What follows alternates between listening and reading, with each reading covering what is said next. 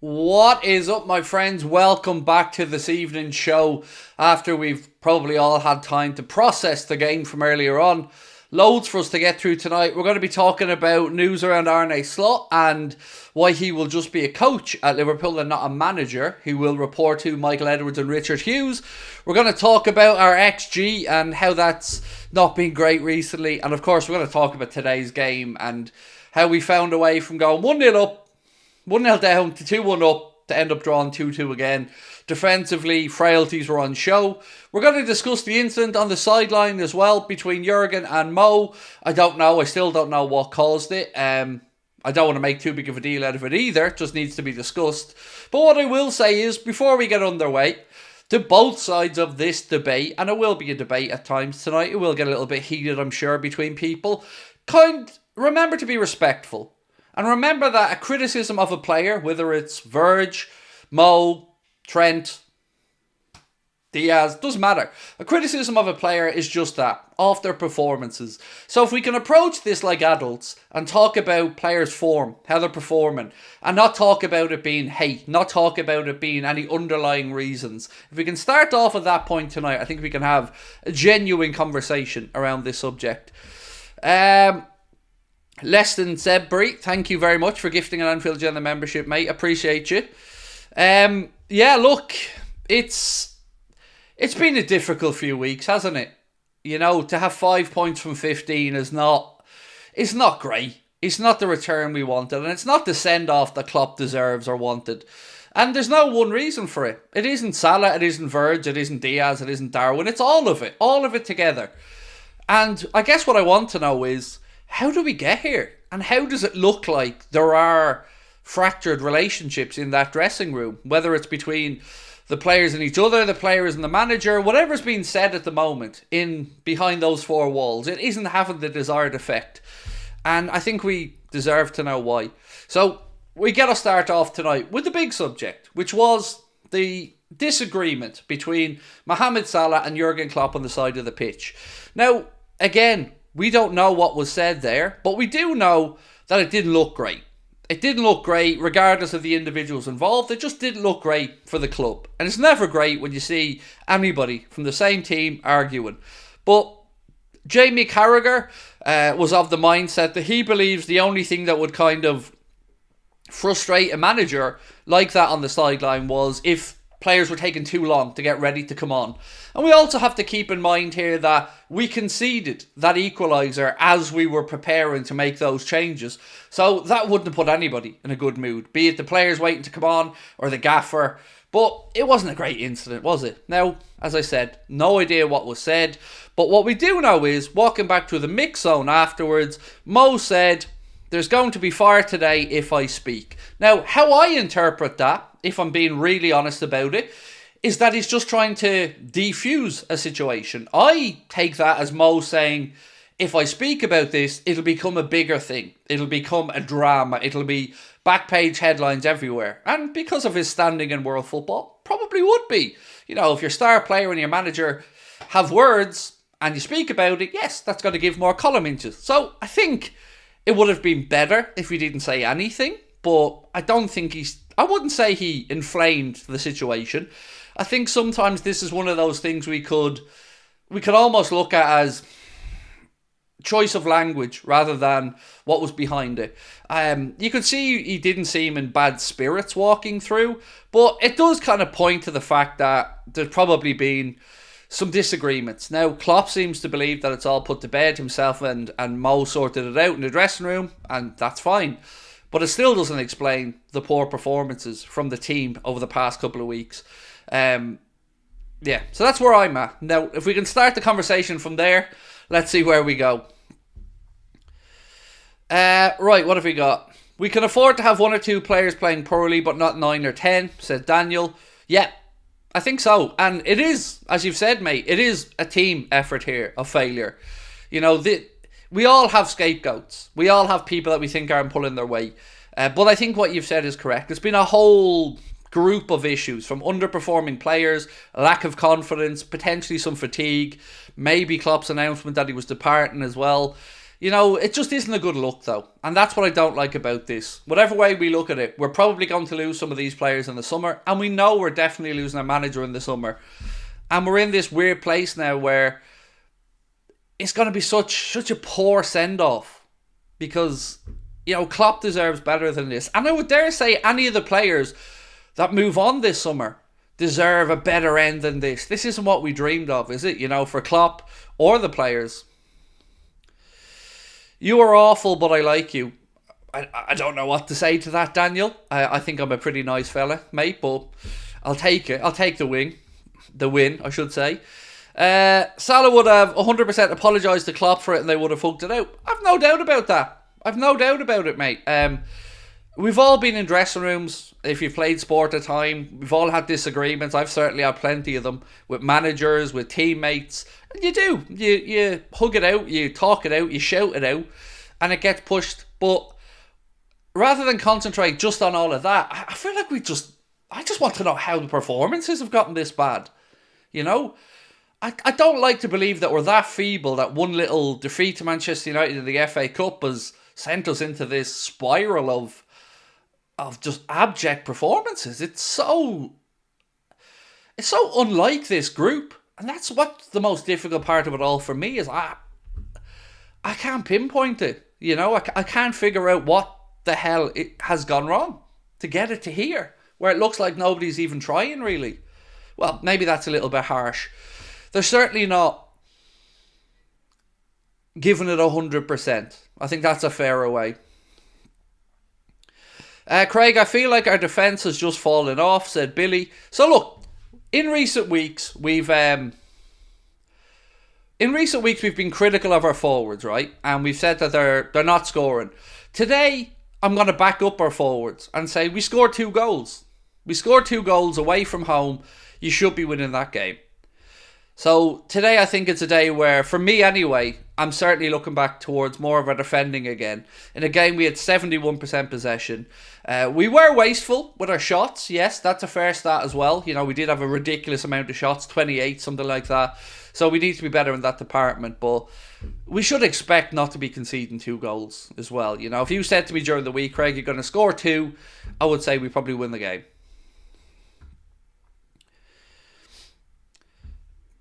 Did you hear that Darwin is getting a psychologist to calm himself down in front of goal? I think this should have happened last year. Look, I'm all for sports psychologists working with players, performance analysts, all this kind of stuff. I'm all for it. And if it works for Darwin, brilliant. Because he has all the raw tools and ability, but he does need to get that little bit of caressing, I suppose, in front of the goal. Craig, in your honest opinion, what do you think happened? Fatigue, mental state, anything else? I mean, yeah, I'll be honest, mate. I'm going to give you no holds barred, honest assessment of what I think has happened over the past month. I think the United defeat certainly did dent confidence a little bit. It's also fair to say, even though we were in the league position we were, I can probably count on one hand the amount of games this season that we've actually been really good. So we ground out games. We won games late. And it just feels like a tipping point has happened since then. The bounce from Jurgen's announcement seems to have gone away. And I don't know if they really thought or expected they could go on to win a quadruple. I don't know. But the fall off has been dramatic. It's been quick. And it's been unnerving to watch, if I'm being honest with you. To see a lack of leadership out there on the pitch, a lack of fight. You know, it's happened too many times. It just becomes a point where you think a change is needed on both personnel and of manager at this point, because it isn't working anymore. It isn't working. The players aren't listening. They're not fearful of their futures. I don't know. It's probably a whole different load of things, but I know I feel angry. And I know I feel like those players aren't giving it all and leaving it all there on the pitch. Football fans will forgive a lot if they see effort and endeavour, but there's too many players there that are ghosting through for me. The next game against United as well, where we should have won. Yes, well, wasn't a net. So we went into the international break, Mart, right? And We came back and we had 2 good league victories. And then we went to Old Trafford in the league and we drew 1-1. And again, that seemed to stop the momentum that we were building. But the one that truly, truly sickened me was the Crystal Palace one. That was unforgivable. And follow that up with the Everton performance, just not acceptable. If Salah goes, who should replace him? He's been vital for Liverpool for years. Couldn't see the team without him. So, look, I knew these comments were going to come up tonight about Salah and his future, and I have to discuss them because they're being asked. But I'm going to be respectful in my answers, and I hope people will be respectful back. So what happened this season? Salah hasn't been the same since he's come back from injury. I would argue he hasn't been at his best all season, but he was still doing okay.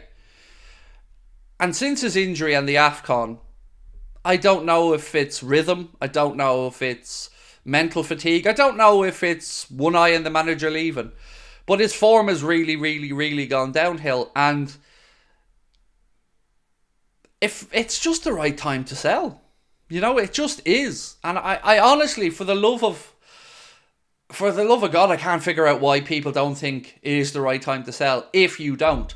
Now, we also have to point out that just because I say it's the right time to sell, it doesn't mean I don't appreciate, respect and acknowledge everything that Mohamed Salah has done at the club. The numbers he's put up will go down in history. I keep saying this over and over again. But that doesn't mean it's time to give him a new deal or it's time to reward him again financially. He is not the same player, so he shouldn't be paid the same money. That's the way I look at this. And I'm starting to have a question around the Virgil situation as well, if I'm being truthfully honest with you, because he doesn't look like he's leading that defensive line. And there's been some murmurings as well from some pundits that maybe it's time to say bye-bye to Virgil. I just feel that would be a lot of upheaval in one summer to lose Virgil. I don't want that to happen yet. To lose Matip, Thiago, okay, maybe less so, and potentially to lose Mo. I think if I could summarise the problem in one word, it'd be leadership. I just don't see any leaders out there on the pitch.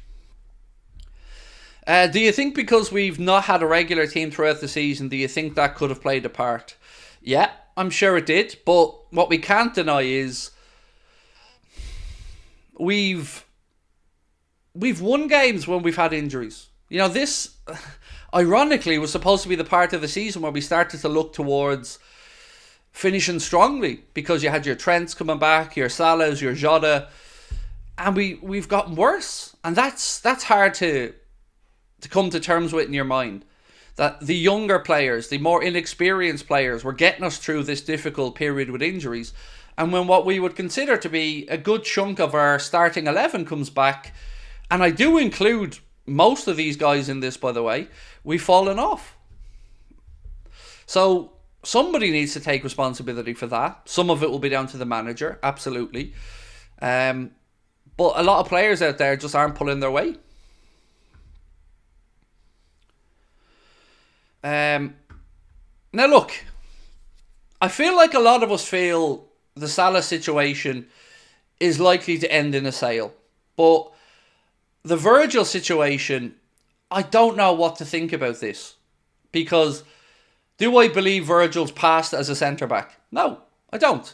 But I'm also not happy with the defending in general across the back line.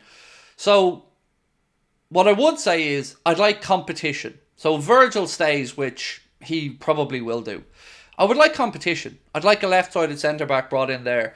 Because sometimes in a squad, Mohamed Salah doesn't really have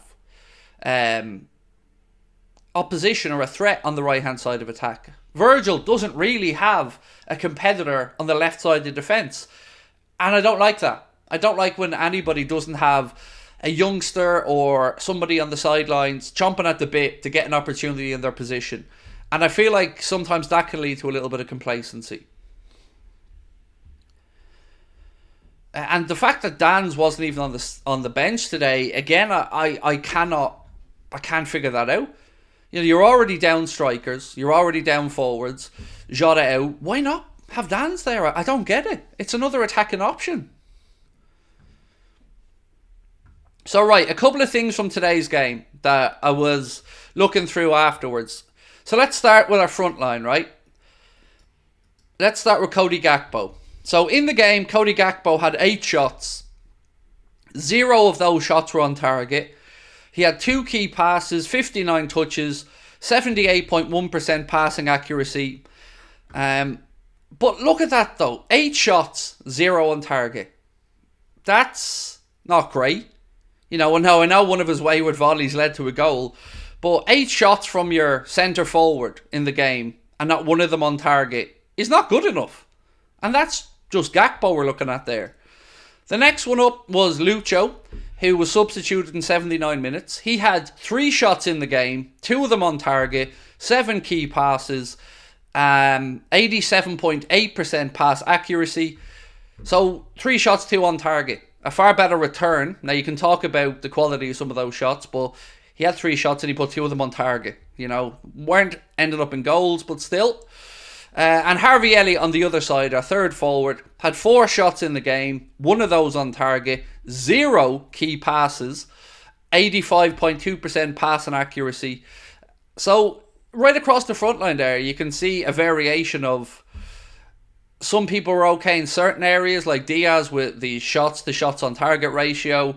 Others had some key passes, like Cody Gakpo, but was missing a load of shots. 8 shots with 0 on target is nuts. And then with Elliott, again, 0 key passes, which isn't great for somebody playing in that wide right position. 4 shots, 1 on target. Today, again, it just feels like a lot of wastefulness in front of goals. A lot of shots blocked, a lot of mishit shots. But we had an XG of 1.5, so we outperformed our XG. Now, weirdly, they had an XG of 0.7, and they've scored 2. So, it's nuts. A couple of super chats I have to go back through. If Salah goes, who would you replace him with? He's been vital for Liverpool down the years. I've done that one. Do you think? Because we've not had a regular team throughout the season, I've done that one as well. I did cover those 2 super chats. So the XG, right? This XG means nothing. Look, it doesn't mean nothing. It's a stat for a reason. And to say it doesn't mean anything is just nonsense, to be honest. But there's an account that you guys probably know on Twitter called the XG Philosophy. This is probably the most damning of all of it. So, in their last 5 Premier League matches, Liverpool have had an XG of 12.78. So we've been expected to score 12.78 goals from the opportunities we've had. We've scored 7. So massively underperforming our XG by almost 6 goals. On the other side of it though, our opponents have had an XG of 5.8, but somehow we've conceded 8 goals. So they're only expected to score just under 6, but we've conceded 8. So as you can see here, something's going wrong. These metrics just look wayward. Are we being unlucky? I don't know, but to look at an XG of 5.88, but we've conceded 8 goals feels weird.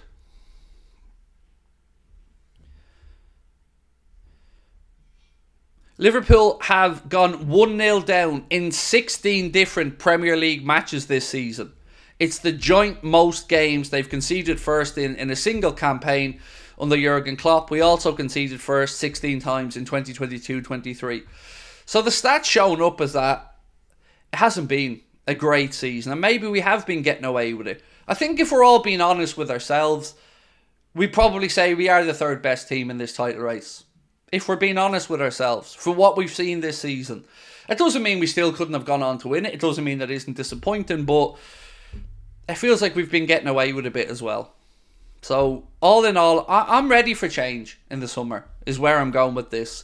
I don't know how much that change is going to bring in. We know a new coach is going to come in, and this was posted earlier on from the Times, who said, "This just in, Arne Slot will act as the head coach of Liverpool, not as a manager. Slot will take custody of first team training while reporting to sporting director Richard Hughes. Both will report to Michael Edwards."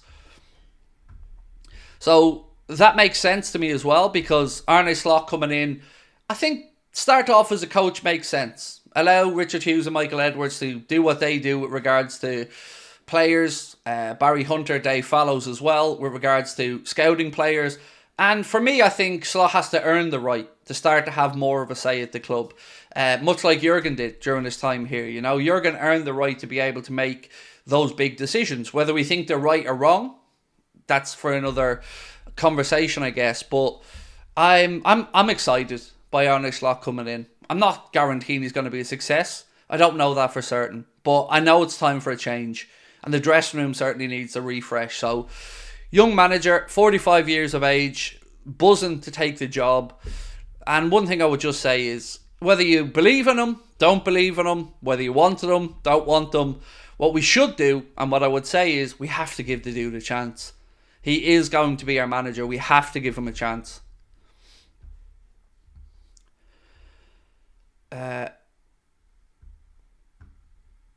It feels sad, but is Arne Slot good enough? We don't know.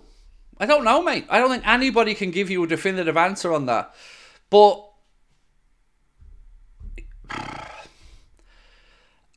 I'm okay with it, and I'm looking forward to it, and I'm giving him the benefit of the doubt. And I think he'll win us around. I think we should start from a position of really treating this like a blank slate and just giving him a fair shot. Honestly, the kids would have done better. They've more fight in the last few games. We've been poor, said Manny Hansball. I agree. But you know what we can't say, Manny? And I'm not saying that you're trying to say this, mate, but you know, we shouted all week in the streams that we've done together, in the conversations we've had. We've all said Klopp can't keep picking the same players. Klopp can't keep picking Szoboszlai. Klopp can't keep picking Jones. Well, he didn't today. He did make the changes. And it still didn't work out well. That in itself is frustrating, right? We made changes. The manager did what we all hoped. Maybe you wanted different personnel. Maybe you thought Darwin or Salah should have started. Fair enough. But he made changes. And we still didn't win. So something smells rotten. And to me, it feels like there is stuff we're not being told about. Probably for good reason. But it does feel like something's not right at the club. The Liverpool Prophet said, Craig, our attack was fine up until the international break. Don't get what's happened. Not sure. I'm not sure, mate. I can't pinpoint why we haven't been scoring.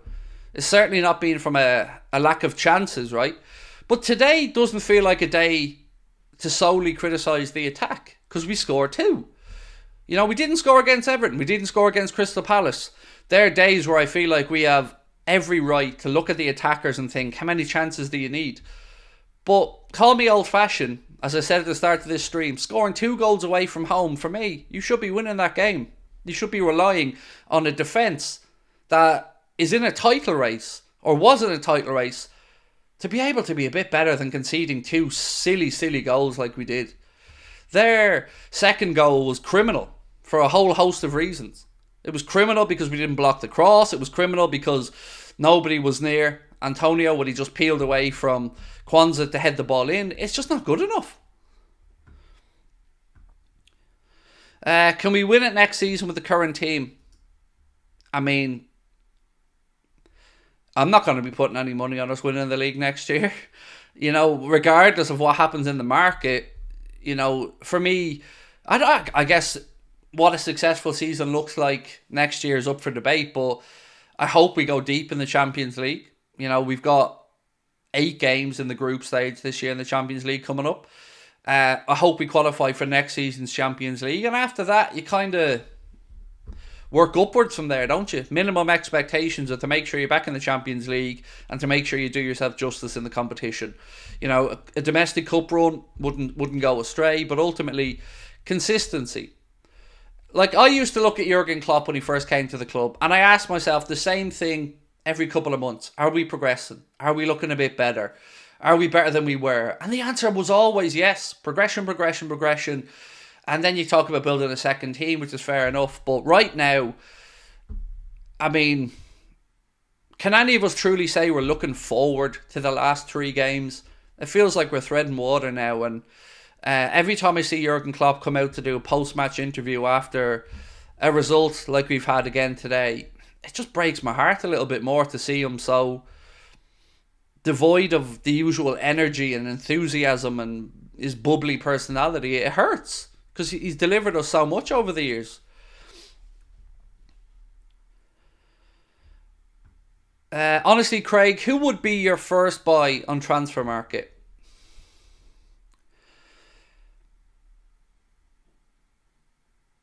It has to be a centre back. It has to be. And actually, on that, Fabrizio Romano has posted to say a new centre back will be Liverpool's priority this summer.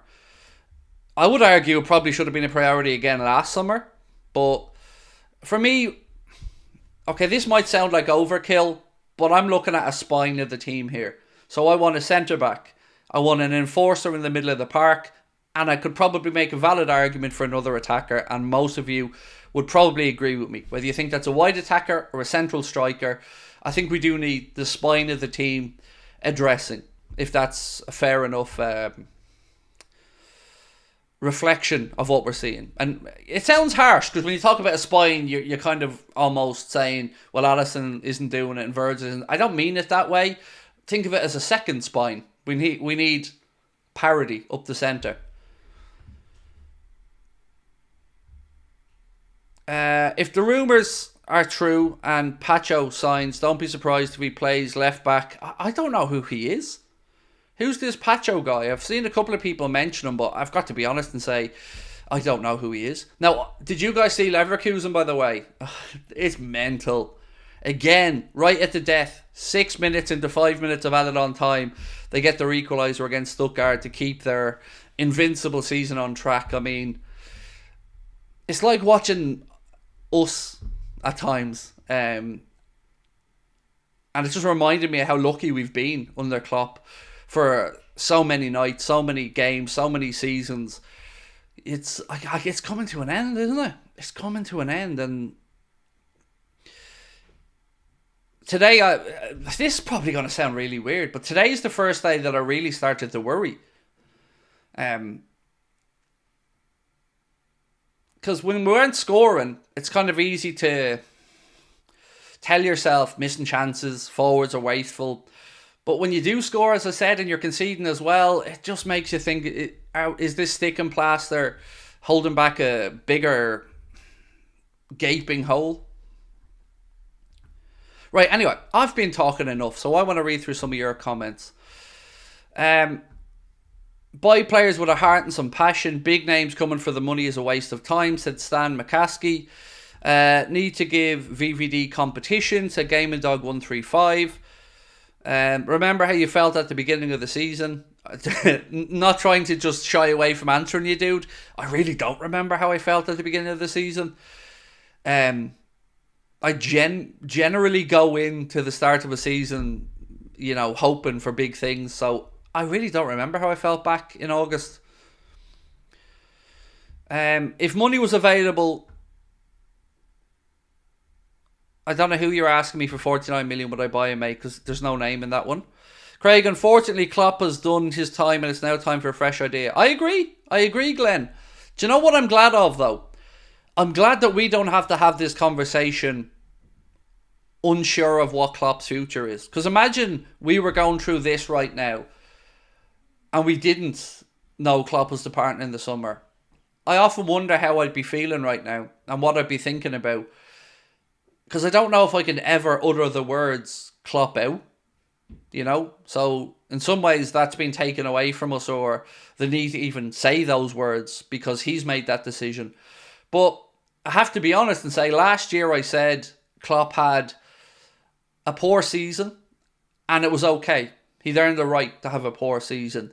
This season, I mean, some people make the argument that it isn't a poor season. Some people make the argument that you've won a trophy, you're going to be back in the Champions League, and you went to the quarterfinals of other cup competitions. And there's probably some validity in that as well. But I do say context is important, and when you're in a title race, and as recently as that Palace game, if we had won that game, the league title would have still been in our own hands. So I feel like it's going to be a huge anticlimax. And in all honesty, again, because I'm being really harsh here, I'm a little bit fed up of anticlimaxes. Because for what we've won with Klopp, it's been amazing. And it's been lovely to see a league title and a European Cup. But I definitely feel like we left trophies on the table over the last few years. for whatever reason, and I don't know why. Was it fatigue, a lack of investment, some tactical decisions from Jurgen in certain moments? I don't know. But I definitely do feel like we've left trophies on the table. And definitely this year. Irsiad said, I'm in no mood for a parade for Klopp, but I do think he deserves a proper farewell. I don't want us to treat Klopp like Arsenal did to Wenger. Yeah, it does look very naive now in hindsight, doesn't it? That announcement was made about a parade taking place even if no more trophies are won. Because I got to be honest, maybe this is arrogance, but when they said they were doing the parade even if no more trophies are won, it never, ever, ever, ever dawned on me realistically that we wouldn't win one.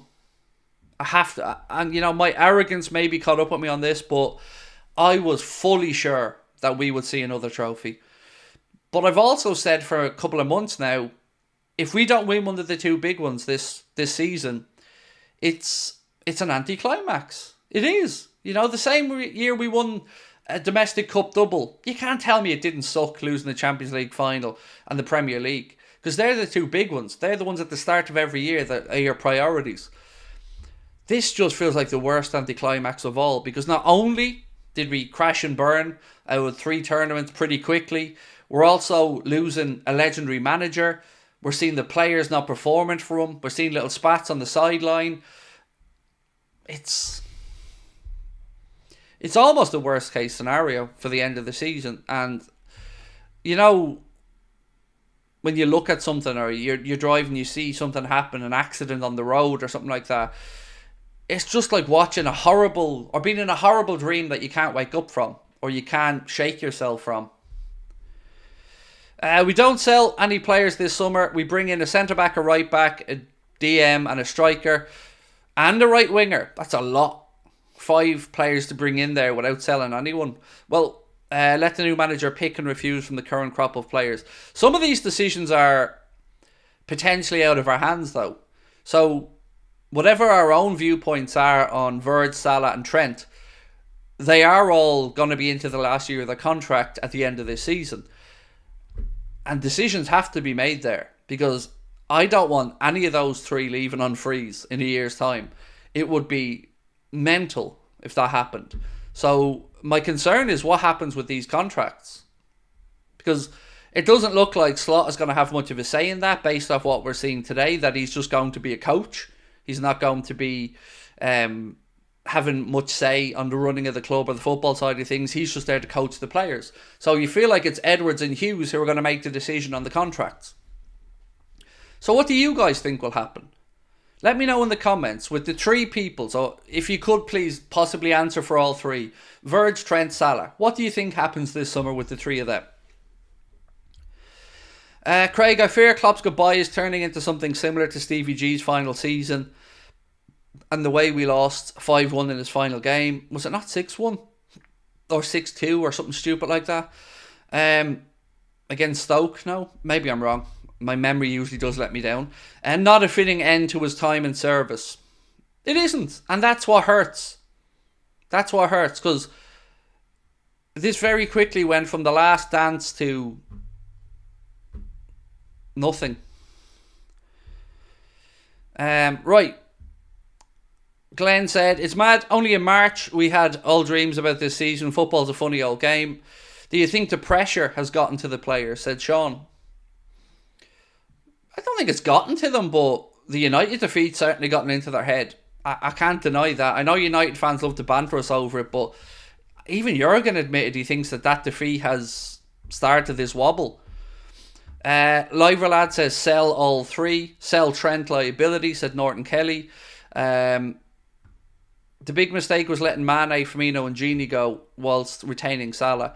So, a couple of things on them. Mane decided to go himself. That was down to him.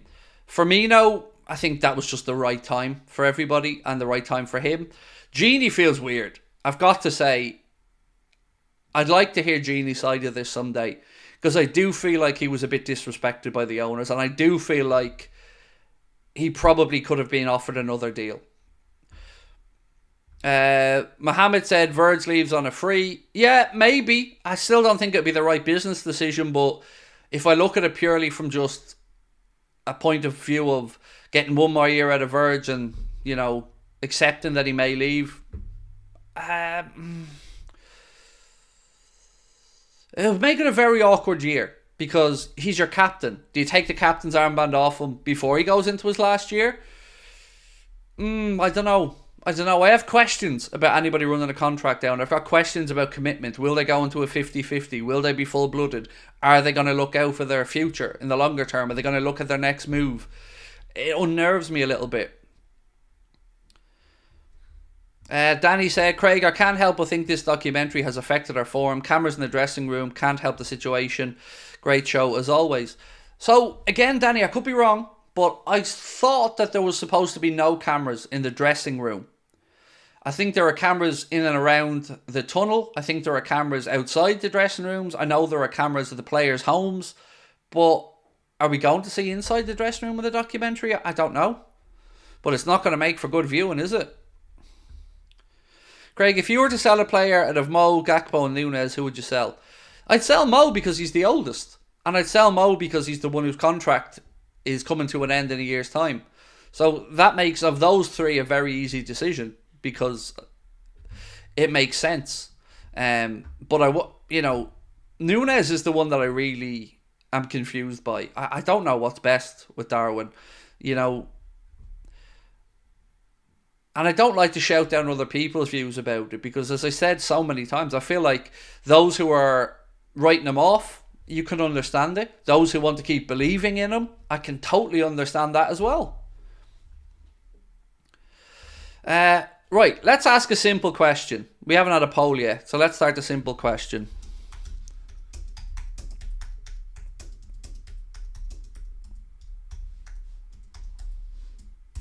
Right, simple question is, do we need a new captain? Let's start from there and see what you think. For me, the answer was absolutely yes. I've said this for weeks. I don't have any problem Verge playing centre-back. I'm not saying Verge's best days are... Well, they are behind it, but I'm not saying he's finished. Centre-backs can go on that bit further. But I don't like him as a captain. I don't see leadership.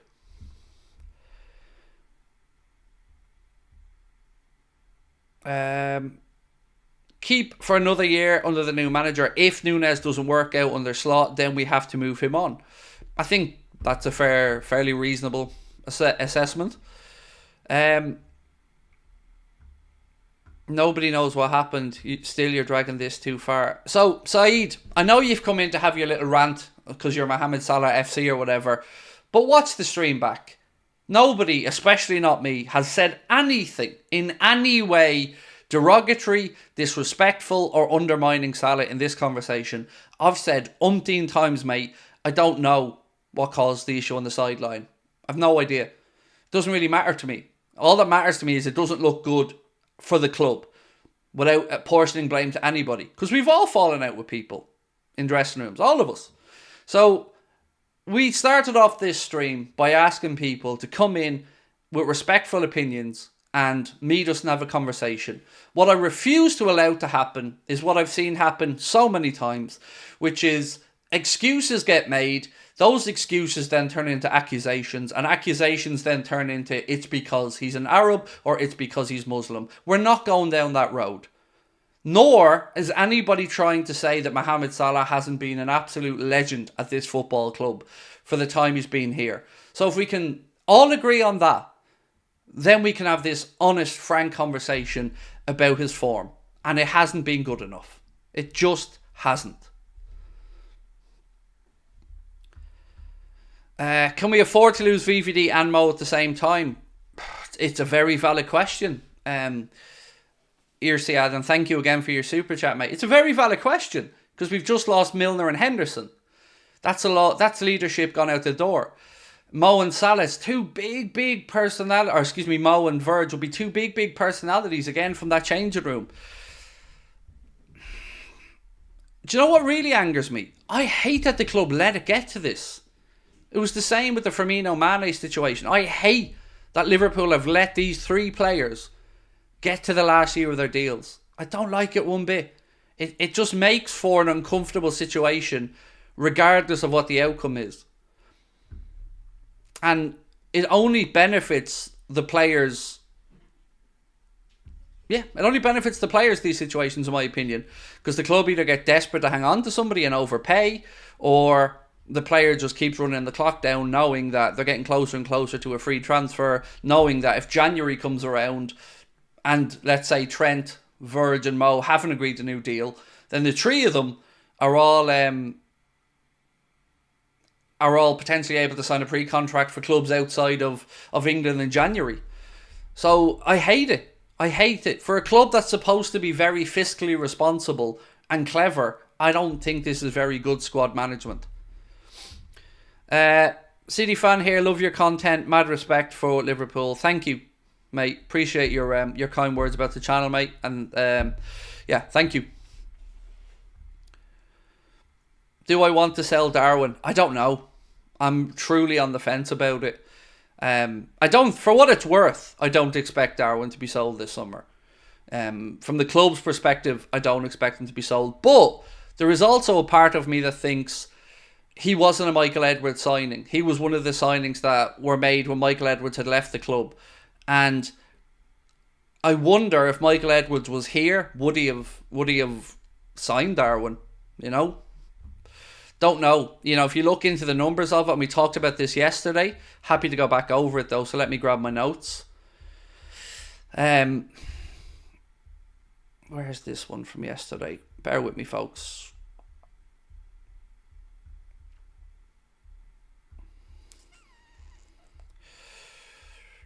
So many notes here. Yeah, here we go. So, whatever we think about Darwin Núñez, the underlying numbers from his 4 seasons at the top of European football or playing in the higher leagues hasn't looked great. So I read this out yesterday, but I'm going to go back through it again. Opta's expected goals metric shows that Darwin, in his 4 seasons playing at the top flight in Europe, has struggled to convert chances on a consistent basis.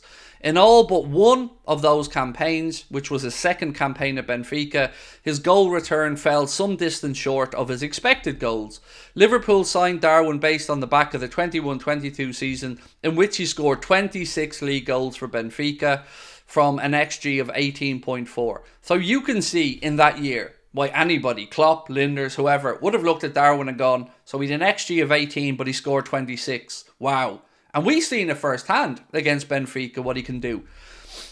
But that is an anomaly, according to the stats. Over his 2 seasons in the Premier League, Darwin has scored 20 goals from an XG of 28. So we went from that year at Benfica overdoing his XG by 8 to underdoing it by almost 8 with Liverpool.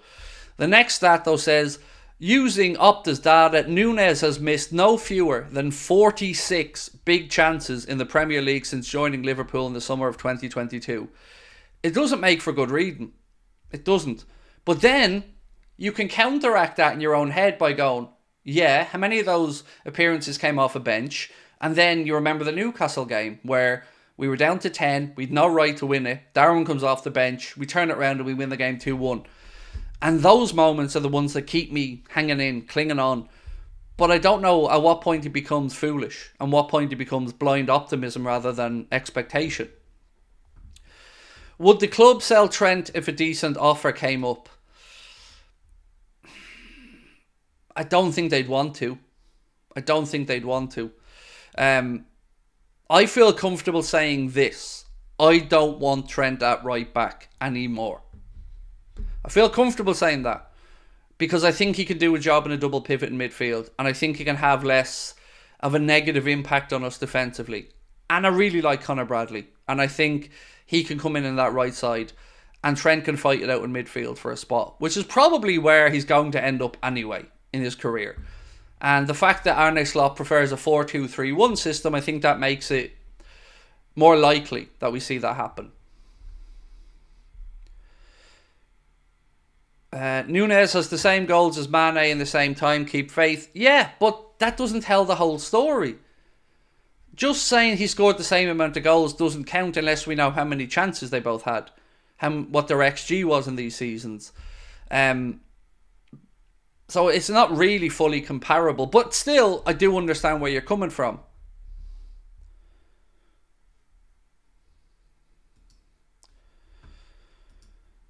Trent needs to be away from right back ASAP, said Scumbo Gumbo.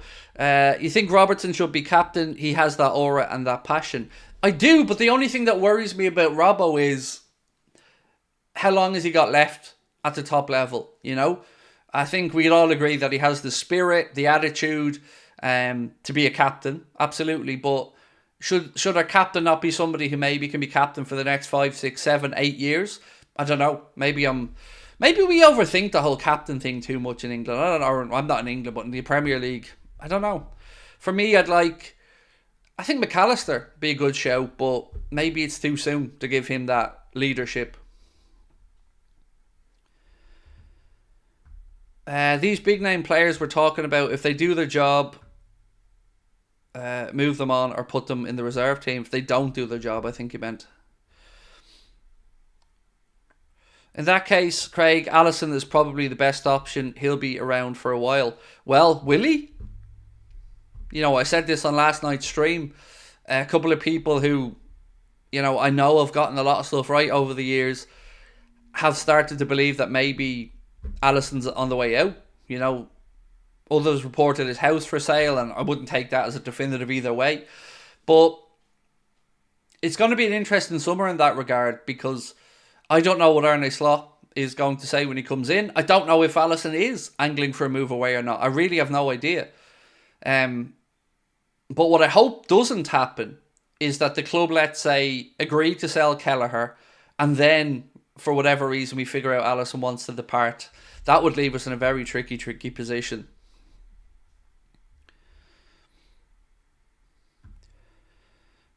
Why would Ali leave, though? I'm sometimes, I don't know, maybe it just feels like end of an era with Jurgen, maybe end of an era for him. I have no idea. And I'm not definitively saying Ali wants to leave. I'm just saying there's starting to be a little bit of chatter about it, and I hope it isn't true.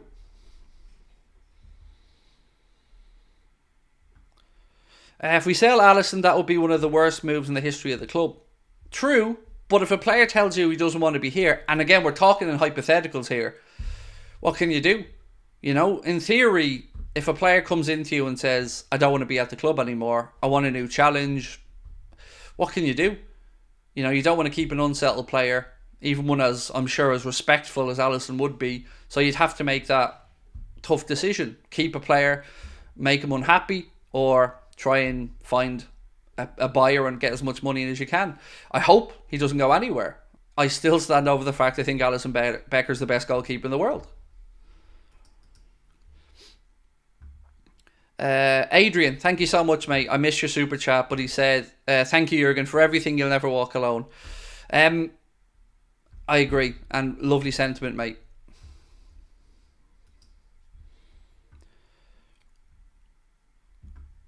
Where's the evidence that Trent would be a good midfielder? He still has to defend and track runners, or instead of a centre-back trying to cover right-back.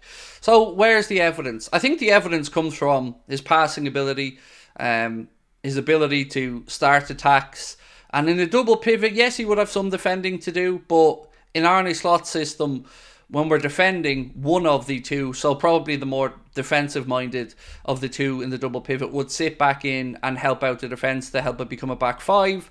So I do think this is far more possible for Trent to get into midfield than in the way Jurgen plays. You know, Trent is a hybrid right-back midfielder in Jurgen's system, and whatever way we try and dress that up, it leaves plenty of space in behind to exploit.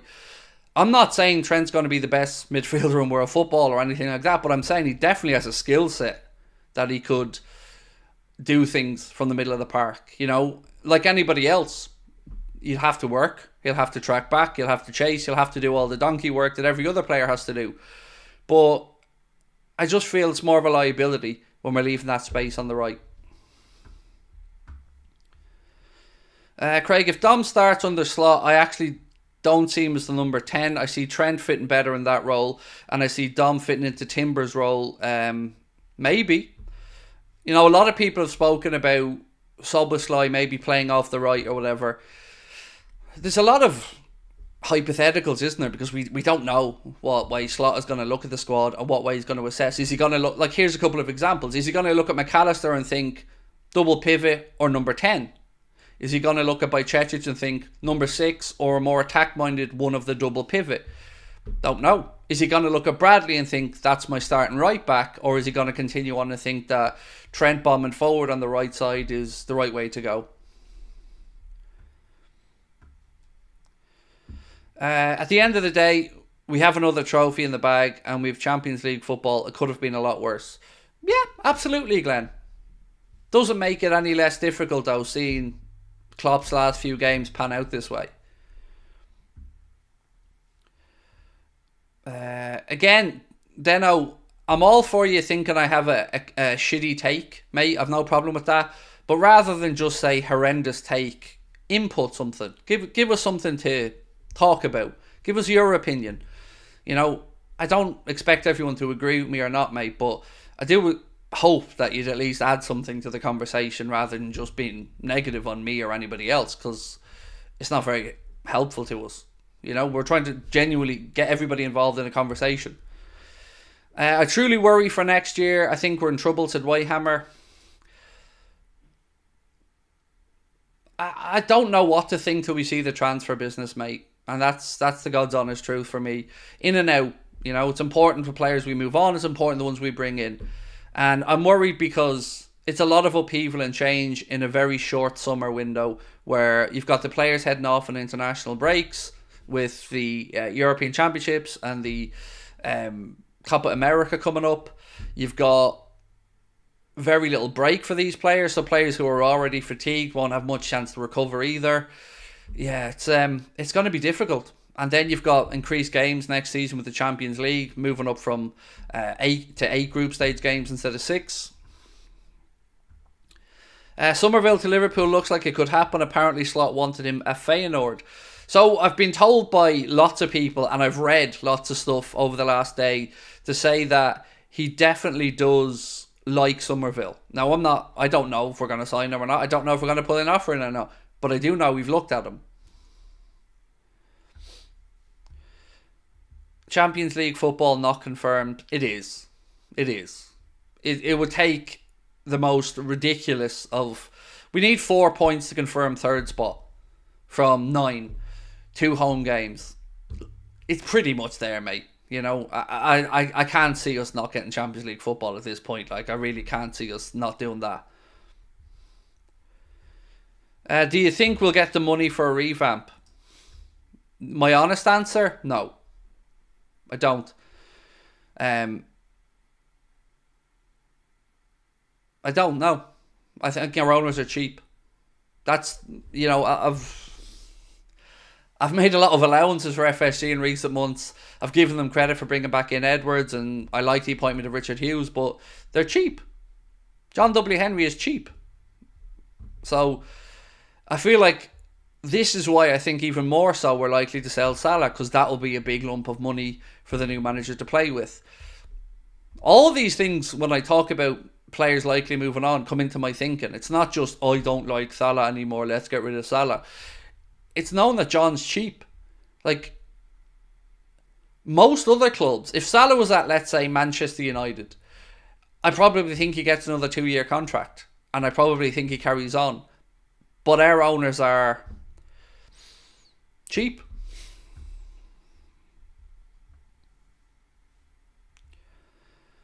Any updates on Alisson? No, nothing at all. And I hope I don't hear any, because I hope it's all nonsense. Craig, a proper squad assessment video about your thoughts on each player's status under the new manager, where they would fit in, would be interesting. I was given a great suggestion by Hammer the other day by somebody to do a seasonal score for each player. So I could probably work that into the suggestion that you've put there, mate. Yes, I will definitely do a squad video where I look at what I think needs to happen with incomings and outgoings. I think it's a good idea, so thank you.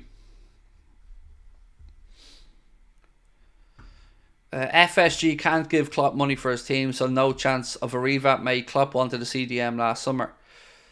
Well, to be fair, we did put in a bid of 115 million quid for Caicedo, and he chose Chelsea. Now, you can talk about the fact that we ended up going and buying Wataru Endo for 18.5 million quid, and that certainly is not 115 million quid, so there's probably validity to that as well. Right, do we need a new captain? We've had nearly 1,500 votes on this. 72% of you guys and girls think yes, Liverpool could do with a new captain. Somebody came in and they said, what is it about? What's going on with the title? So the title is just basically using what Mohamed Salah said when he walked through the mix zone, which is the zone where the interviewers are after the game. Somebody said, hello Mo, or how are you feeling Mo, or something along those lines, and he replied, there's going to be fire today if I speak.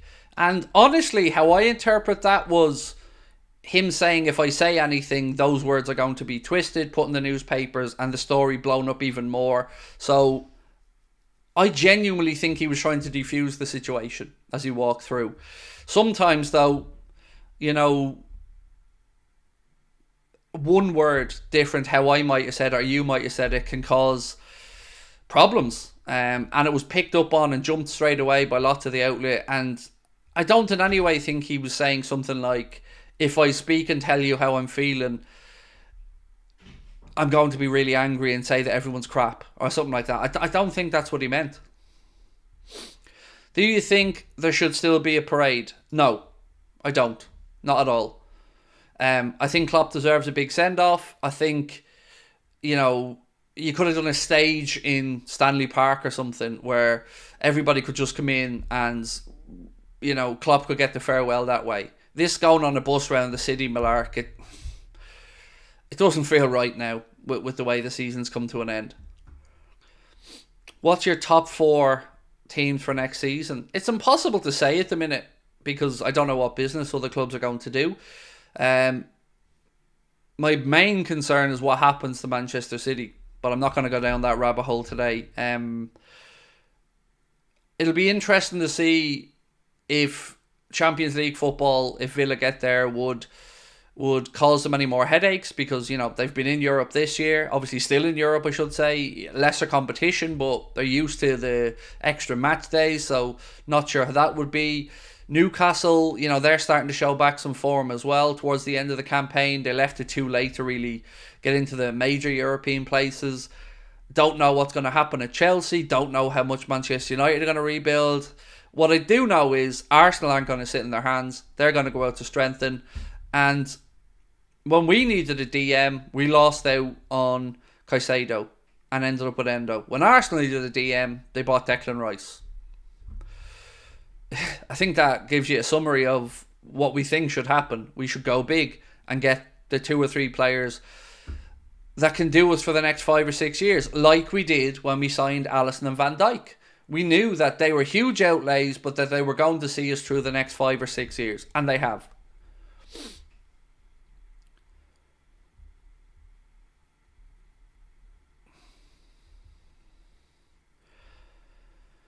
Soboslai, sell. No, not yet for me, mate. No.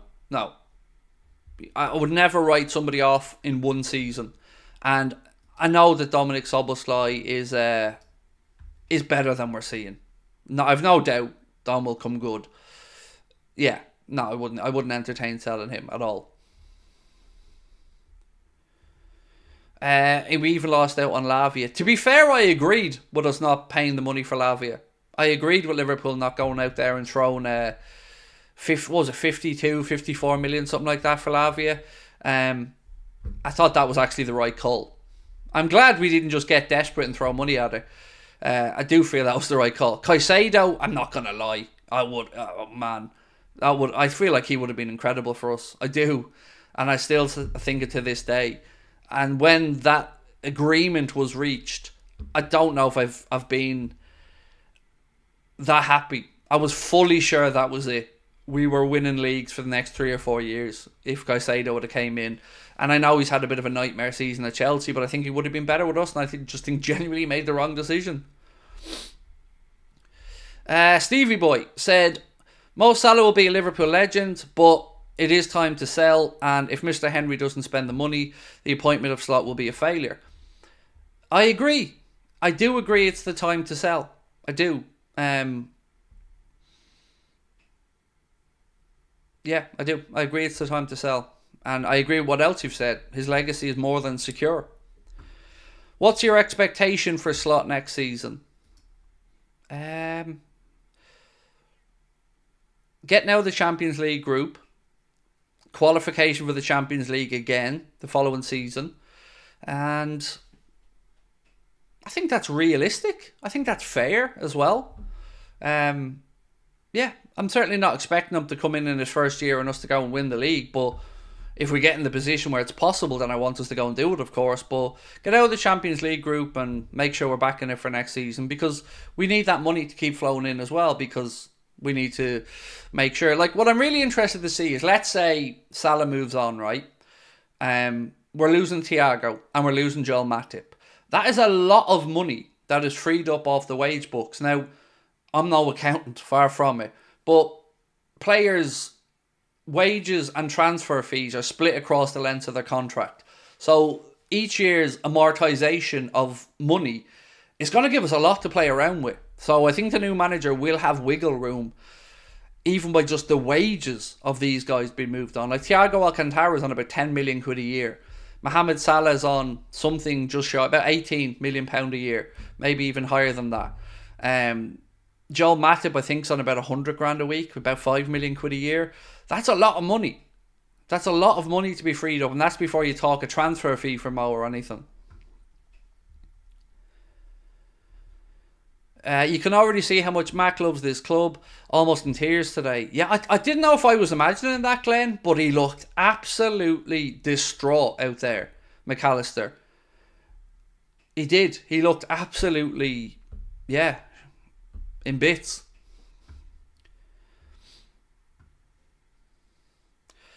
At this moment, we're struggling to capture 4th place. Let's not kid ourselves. I don't think we are. I don't buy into that. I'll be honest, I don't. I think we will finish 3rd. I don't buy into that we're struggling to get 4th. I don't. I don't buy into that. I think we beat Wolves, and I think we at least get a draw out Spurs at home. And if we were to do that, no matter what happened against Villa, that'll be enough for 3rd place. We need 4 points from 9 to guarantee 3rd place. I think we'll get them. But we're going to need to improve on the pitch. And I guess that is the big question is, one, does this now play into our hands a bit that we have a full week before the next game? More time to, I guess, have these honest conversations at Kirby, get it all out there. Shout at each other if you need to, and prepare. 3 games to go, 3 weeks to go, 1 game a week. There's no reason why we shouldn't be able to go out there and get where we need to be, which is that 3rd spot.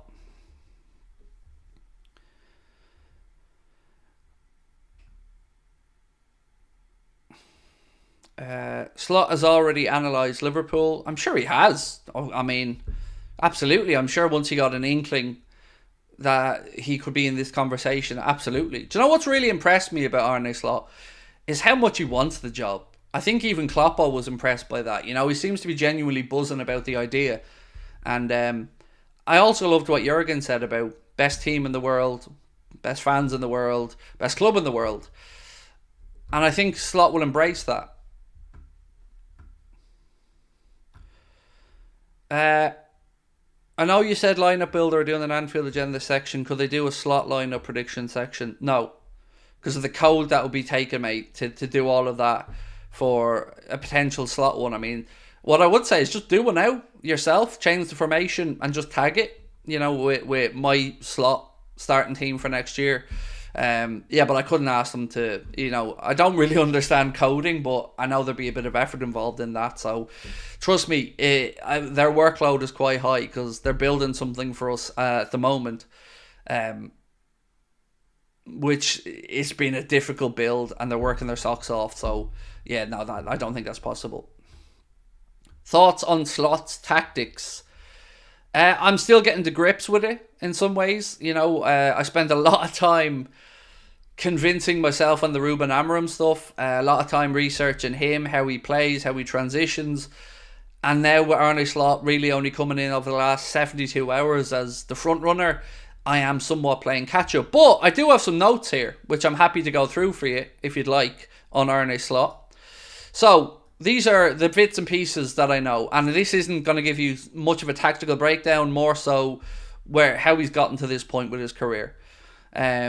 So yeah, let's look at this. So we know he's 45 years of age. His career himself, he played as a midfielder. He had, three or four clubs in the Eredivisie when he played. He scored quite a few goals, actually. In between 1995 and 2002, he made 164 appearances for FC Zwolle, scoring 50 goals. NAC Breda, he made 142 appearances, scoring 21 goals. Then he went to Sparta Rotterdam, 54 appearances, 6 goals. Went on loan back to FC Zwolle, 28 appearances, 7 goals. Then made a full transition to PSV Zwolle, 74 appearances, 16 goals. But then his managerial career started. And this is where I guess the research really started. The rest of the stuff you grab off Wikipedia, but the rest of it kind of started from here. So after retiring from playing in 2013, Slot moved onto the club's staff, working first as a youth coach for a year before being appointed as an assistant coach to Hank de Jong at Cambuur. De Jong left the club in 2016 and Slot stayed on as assistant coach to Marcel Kaiser and Rob Maas. Then in October 2016, Slot became the interim coach along with Spike Hulshoff, who's now his assistant manager at Feyenoord, I should say. Slot and Hulshoff helped Cambuur climb to 14th and from 14th to 3rd place in the league, missing out on promotion to the Eredivisie after losing a playoff. He then moved and joined AZ Alkmaar in 2017 when he left Cambuur, joined as an assistant first to John Van den Brom. While there, he guided AZ Alkmaar to 3rd and 4th place finishes in 2019 and 2018, as well as reaching the final of the Dutch Cup. In December 2018, Slot succeeded Van den Brom as the head coach. In his first season, they reached the quarter-final of the Europa League and finished 2nd in the league to Ajax in goal difference after the season was ended because of the pandemic and no league title was awarded. In a bit of a shock, he was then fired from AZ Alkmaar in 2020 into December after it emerged he was negotiating to become Feyenoord coach. Then, shortly after that, he was appointed by Feyenoord and it was announced that he would be coming on board as the new coach for the start of the 21-22 season. In his first season, Feyenoord reached the Europa Conference League final, losing to Roma. He had a clause in his deal meaning that he could be extended to 2024, which they did extend. He went on and finished 3rd place in the Eredivisie, and Arne Slot was named the league's manager of the year. After such a strong season, the club moved the time down to an even longer deal and gave him another contract to 2025 with no release clause. During the 2022-23 season, Feyenoord progressed to the quarterfinals of the Europa League, beating Shakhtar 7-1 in the round of 16 game. The disappointment of being knocked out of Europe was soon forgotten though, as Feyenoord went on to win their league title, the first one since 2017 and their 16th in history, and Slot was named manager of the year for a 2nd successive year in the Eredivisie. And in 2023-24, he won the Cup this season with Feyenoord and looks like he's going to finish 2nd behind PSV Eindhoven in the Eredivisie. So, little bit of a background there on Arne Slot, but we'll get into a more tactical look at him over the next few days when I have a bit more time. Craig, Mo is on 18,200,000 per year. So, I actually don't know what he's really on. Because remember, Rabia Basisa said, speaking at Harvard, I think it was, that Mohamed Salah all in earns about £1 million a week.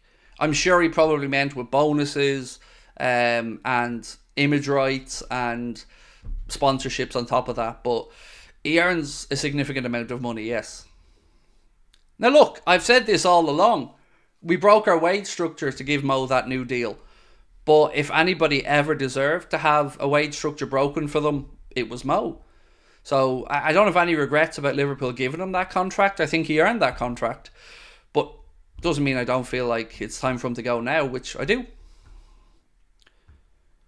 Craig, Monster, thank you for being upfront and centre throughout all of our chats. That's what you call and recognise as leadership. Mate, it's a pleasure to be here every evening. I know sometimes I'm a hothead, sometimes people don't agree with me, sometimes people think I'm downright rude, aggressive, or an asshole, but this means a lot to me, and your opinions mean a lot to me, because my job here is to try and give everybody a forum to have a say, and to be respected, and to be understood. And that's one of the things I'm most proud of about our channel, is that we welcome in people from all different parts of the world. Some people who are new to football, some people who've been around football their entire life.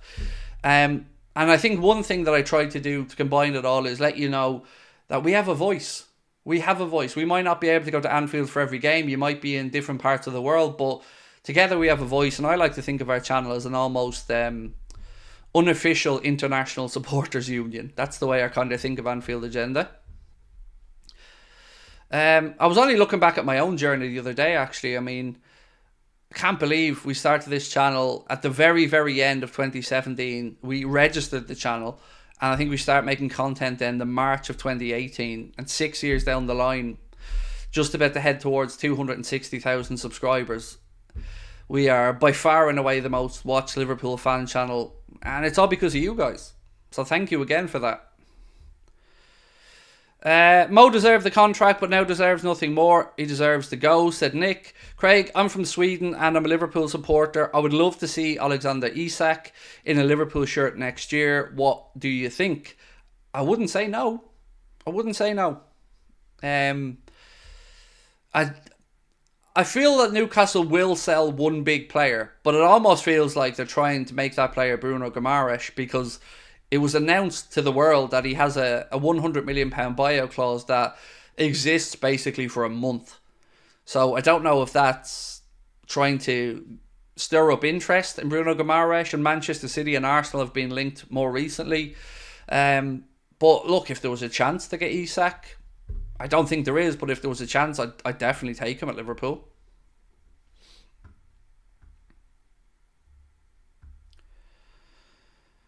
Craig, you have that Robbo passion. I'm sorry, I love Robbo. Don't be sorry. I love Robbo as well, mate. Yeah, I think Andy Robertson's brilliant. Would I bring in Bruno Guimaraes? No, not for that price. I don't think Bruno Guimaraes is a £100 million player. No. Craig, is Bowen not good enough for us at right wing? I think Jarrett Bowen's plenty good enough. I just don't think there's value in him. And I don't think with Michael Edwards back at the club, the likelihood of us bringing in... How old is Bowen now? 27? I don't think we justify spending that much money. Would I take Lewis Openda? Do you know, weirdly, I was only looking at him earlier on. I was watching highlights of the Leipzig-Dortmund game, and he scored the first goal for Leipzig.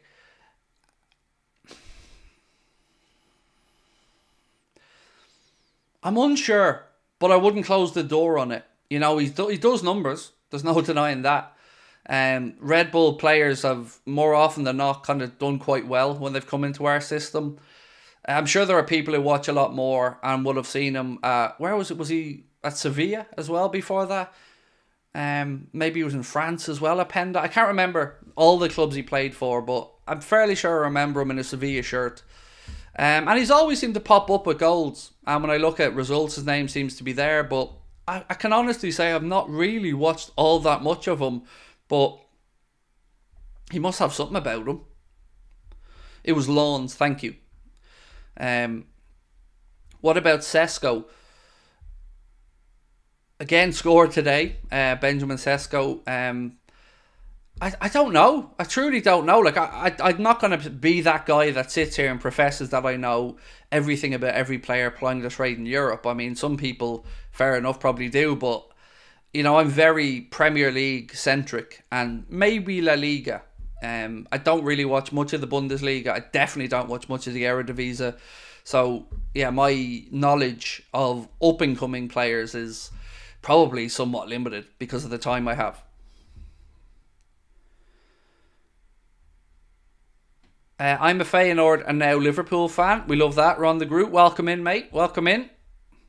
Quick question for you, though, if I may. Dirk Kuyt, legend, surely, a Feyenoord? How long would you give Slot to succeed?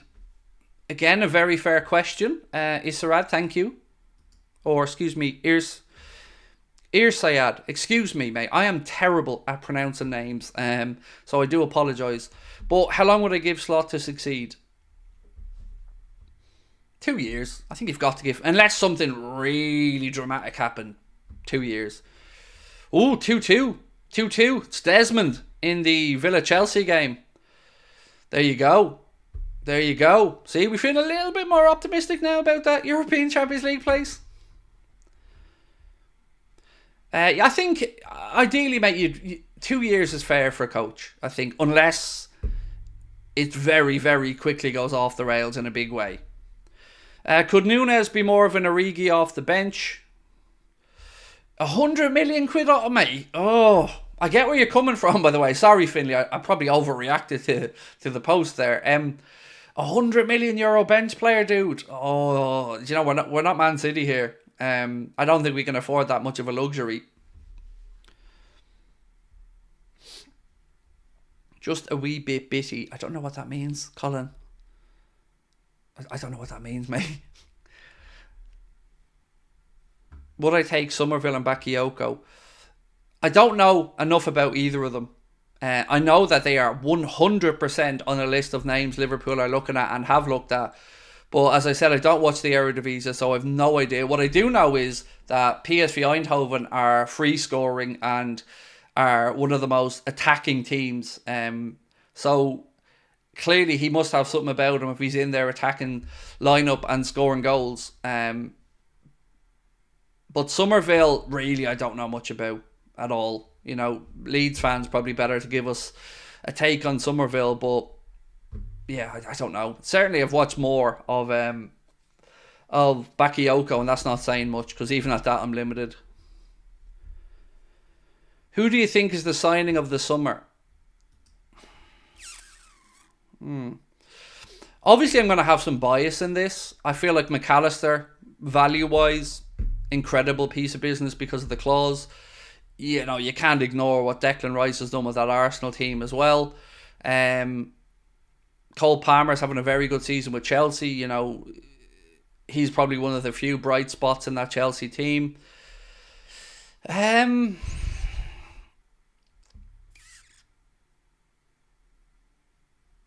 Spurs have done a few good bits of business. Vicario, a good keeper as well.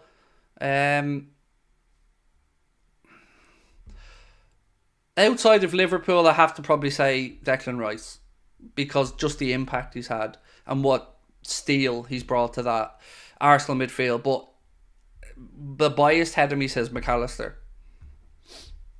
Although, to be fair, I am absolutely most likely glossing over somebody further down the league table who has been an incredible bit of business that I haven't thought about. You know, I will admit to be very top six centric when I think about these things. For instance, João Pedro being a decent bit of business as well at Brighton. Further down that league table, Wolves have got some good players in there as well. Van de Ven's a good shout as well from Spurs. I feel like he's one that got away from us. I said that all the way through the campaign. I thought Mickey van de Ven would have been a good signing for us, and I thought in the side of defence we needed help with as well. Arsenal overpaid for Rice. They probably did, but you know, I used to use the argument that when people said we paid too much for Verge, I didn't care because I could see what difference he made to the team. Same with Alisson. You know, when we signed him, I think he was a world record for a keeper for about 2 weeks before Kepa became the most expensive. But I knew we were never going to have any concerns about what we paid for him. More than repaid at both of them. Kudus has been good as well, definitely. Kudus has been very good for West Ham. You have to overpay for British players. Yeah, that's fair. You do. You do. And you've got the homegrown element as well to keep an eye on in your squad. Love your honesty, Craig, and your content. Thank you, Gregory. Look, mate, there's not much in this world I profess to know all that much about. you know, but I've been around football my entire life. I live and breathe it. I love it. And I love Liverpool Football Club dearly. No matter what people think of me or how I support the team, I love them. And like all of you, it's in my blood. And our results have an impact on my moods. And I think about Liverpool all the time. I think about football all the time. And I wake up, I think about it. And even up until this season, I was still pinching myself that Jurgen Klopp was our coach. Like, I was walking on air for about 3 months after Liverpool announced Klopp was coming in. Barkley and Luton, they've been a great fit together. Ross Barkley has had a very good campaign at Luton, no denying that. Can we have a Salah replacement poll? Yes, right. That's a great shout, mate. I'm going to stay on for 40 more minutes. I'm going to stay on till 10:30 because I'm off tomorrow. So stick with us and give me some suggestions for this poll. Imran said, big up to this community. Thank you, sir. Appreciate that. And big up to you for being so kind as well. Yeah, let's get a poll then for a potential... You know, let's not even talk Salah replacement, because let's just say what winger will we bring in? You know, because it probably is fair to talk about a Salah replacement at this point, but it's not confirmed yet. So, right. So we'll just say new right winger.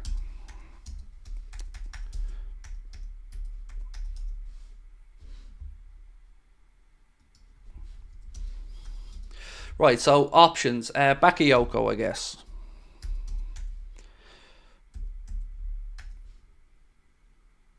I mean, I'm absolutely going to butcher some of these spellings. I'm going to go back through your links. 1 second.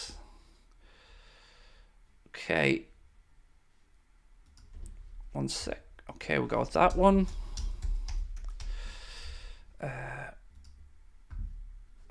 Okay. I need one more. Is there double L in Somerville or one?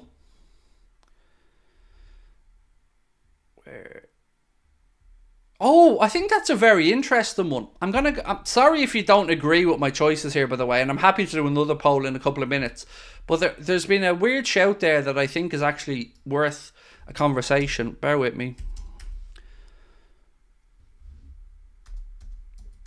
Right, so look, this doesn't have to be the definitive poll. We can have another one afterwards. But based on these 4 names, let me know what you think and which one you go with. And we can have another 4 afterwards and go through to a final if you want. And we can have 2 from each. So the top 2 from each of these polls we'll put through, and then we'll have a poll at the end for the 4 highest picks.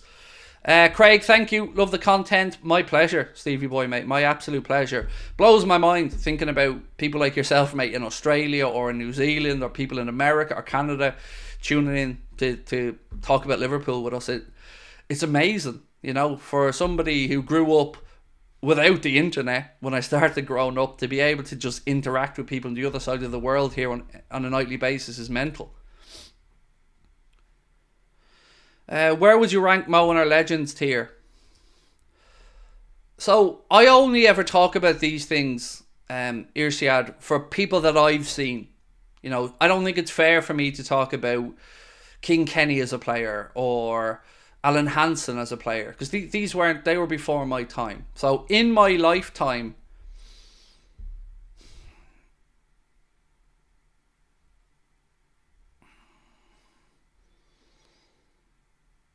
second behind Gerrard in my lifetime. I have my own personal favourite, who's Robbie Fowler, but you know, being fair to Mo, he deserves to be above Fowler in that pecking order.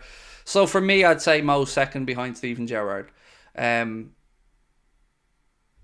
I think that's as honest as I can be. Do you think this argument between Salah and Klopp matters? No, I think it's just a moment, you know, and there's always bust-ups and anger in dressing rooms occasionally. It's not great when we get to see it publicly, but no, I don't think there's too much in it. I think there's just a lot of anger and frustration and sadness going around at the minute. Favourite memory of Jurgen? It's the Everton game. It's him running on and chest bumping Alisson when we scored that, Origi scored that late goal, and he just ran on the pitch, and everyone was losing their mind about Klopp being on the pitch. And they're probably right, you shouldn't have been on the pitch, like, but oh God, I loved it. I loved it.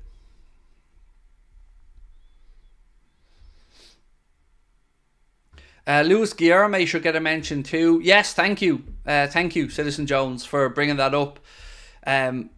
Luis Guilherme will go in the next one, but do remind me when I start writing it out, because you are right, we've been linked with him. There was reports that we had a €20 million offer turned down, but Fabrizio Romano said that Liverpool are interested, but he doesn't believe, I don't think that an offer has gone in. Right, so let's have a look at how this one's getting on. So far, it's quite close for number 2. Elise is pulling out in front.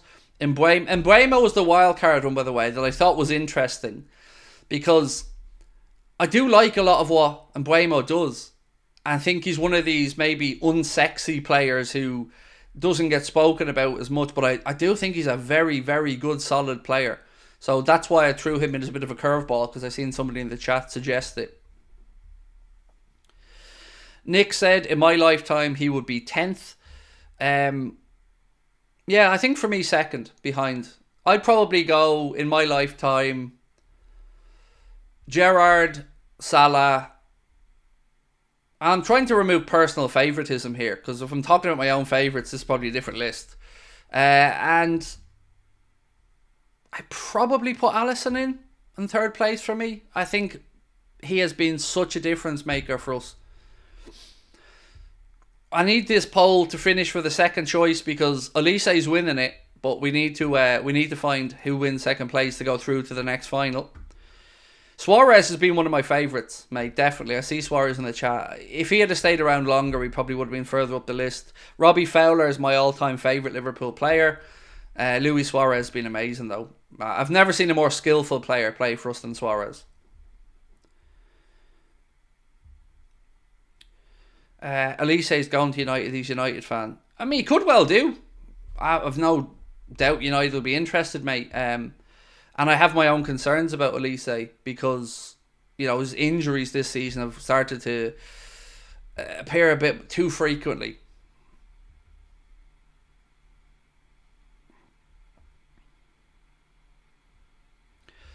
When Elise is on it, he's a baller, skill, pace, finesse. Absolutely agree. He's a joy to watch, Michael Elise, when he's on it. Incredibly talented player. How do I feel about Torres? I don't like how he left, but my God, he was good when he was here. He was good. You know, El Nino was easy to love. He really was. Don't like how he left. Really, really don't like how he left. But actually, looking back on it, we probably did the right thing with regards to his form kind of going downhill from then. But yeah, he was incredible.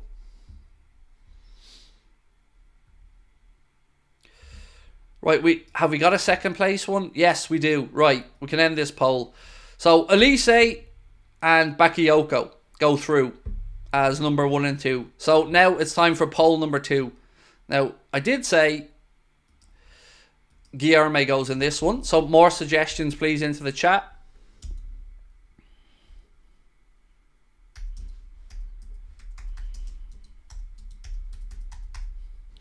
Right, so give me Guilherme 1 second.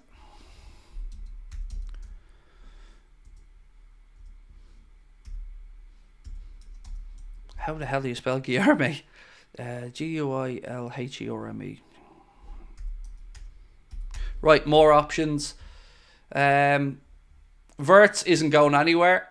Oh my God, 3-2 Chelsea. Oh my days. 3-2 Chelsea. Wow. That is a big, big victory if Chelsea can hang on there. Wow. Verts isn't going to go anywhere. He's staying put for at least one more season. Bowen. Okay, there's enough shouts for Bowen that I think he deserves to go in. Okay, I have 2 more options.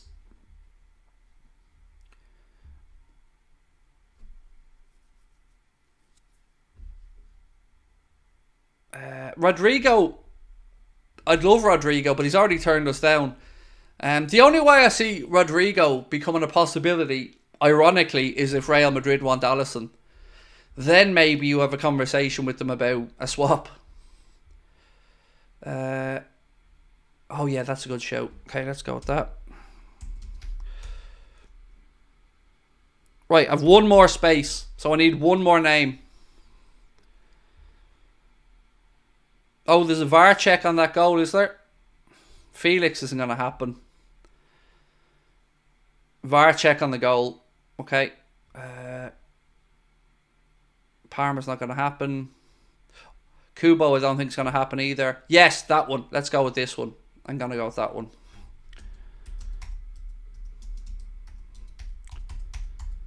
Right. There's 4 names for you. So we already have Bakayoko and Elise through. Now it's Guilherme, Bone, Kudus, and Nico Williams. Goal disallowed. Oh. And what, like, should it have been disallowed? Obviously, I'm not watching the game, so. Was it fairly? Was it disallowed fairly, or?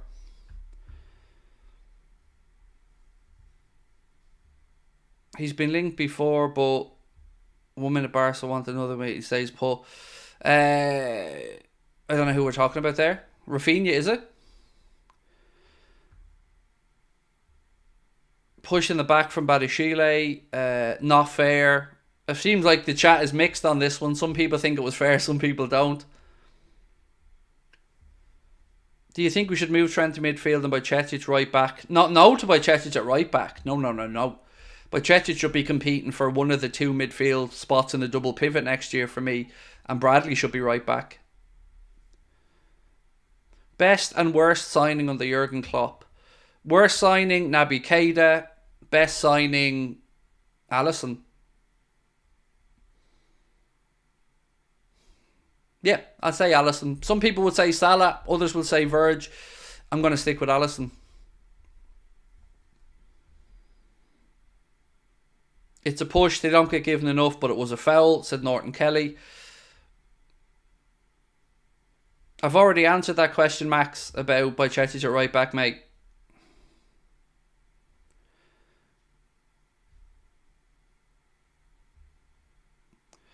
Are you doing the winner of this poll? Yeah, we are. We're putting 4 people through to a final, mate. So Bakayoko and Elise are through from round 1, and whoever the top 2 in this one is, we'll go through, and then we'll do all 4, and we'll see which one you think. What does me mean, Craig? I'm just messing with your spell. Oh, did I misspell it? Sorry. Yeah, it's the Dutch for right winger. Yeah, I'm just going Dutch with that spelling. This is why I don't do the polls and stuff, mate. Because I'm these... That's the way I type, you know. So yeah, in the right to winger.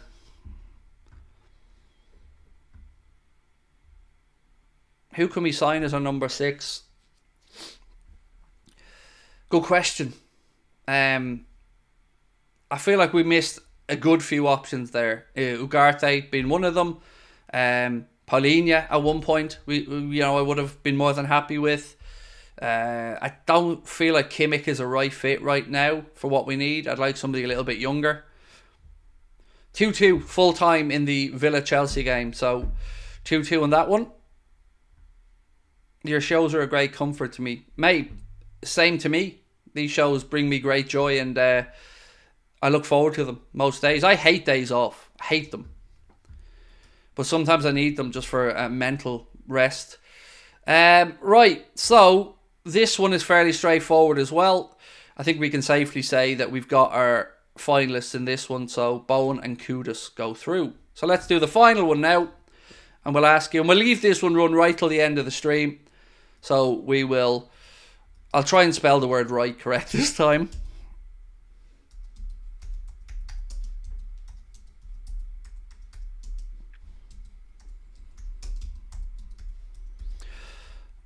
Right, so we have Elise, we have who's the other one? Bakayoko.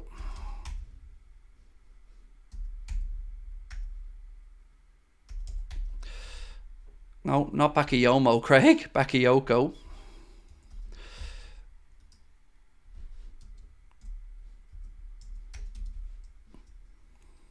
Kudus.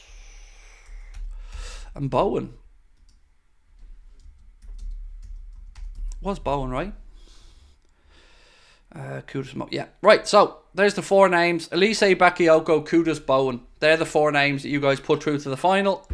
So vote away. Now, if I can ask you one quick favour, if you haven't hit the subscribe button, please do. And if you haven't hit the like button, please do. We're up at 565 likes and we're only 8 subscribers away from 259,300. So please do hit that subscribe button. It's 5 a.m. in Malaysia now, mate. Thanks for the show. No, thank you for joining us, my friend. Yeah, appreciate you being in with us. Thank you. Hope to see you back again soon. Whoever is youngest. Well, they're all, outside of Bowen, they're all, I actually don't know off the top of my head how old Kudus is, but the first two certainly young. Kudus, I think, is, 23, 24? Bowen will be the 27, 28-year-old, so he would be the most expensive, least likely, in my opinion. But if we were to think just out of footballing ability and somebody who could come in and do a job immediately, I think Jared Bowen would absolutely do a job.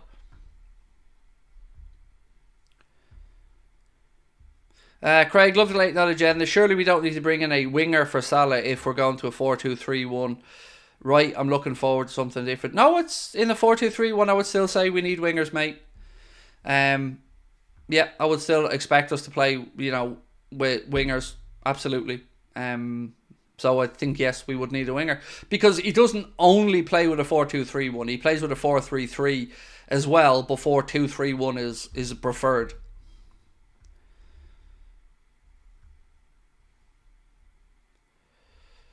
Karius is the worst. Arthur didn't cost us the Champions League. But, I mean, to be fair, Philip, we don't know what impact that knock to the head had to Karius. Don't know. Don't want to give him a get out of jail free card for it. Don't also want to write it off as an impact. But for the money we spent on Keita and for the whole Gerrard giving them the number 8 thing and, how hard we fought to get him, and I just felt like that was a very, very anticlimactical signing that just didn't work out. Your streams are football therapy, especially at the moment. Look, it's the same for me, mate. If the streams help other people, brilliant. But I can only say the same. They help me massively as well. What do you think of Salah outburst? I feel like it's unfair of me to judge because I don't know what was said. So what I'll say is it's not a good look no matter who does it at any point. I don't know if Klopp was unhappy that the substitutes were taking too long to be ready. I don't know if we were all frustrated because we'd conceded. I don't know if Klopp said something that Salah took offence to. I've got no idea. It'd just be complete guesswork for me. All I can say with any level of definitive belief is I don't like it as a look. It just screams that there's disharmony.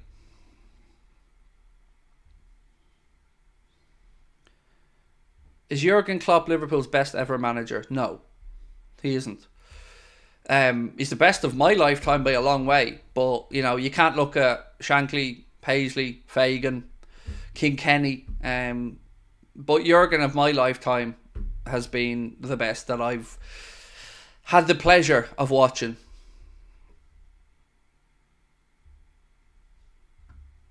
Do you think Man City could get a reduction or even relegation? I've no idea what to expect. I have my own very strong beliefs on whether they're innocent or guilty, but I've always tried to say the same thing. As much as I feel they are guilty, I don't know what to expect because I don't think we've ever seen anything this far-reaching before. So unprecedented territory means I've no idea what to expect with regards to a potential punishment if they were found guilty of some or all of the charges.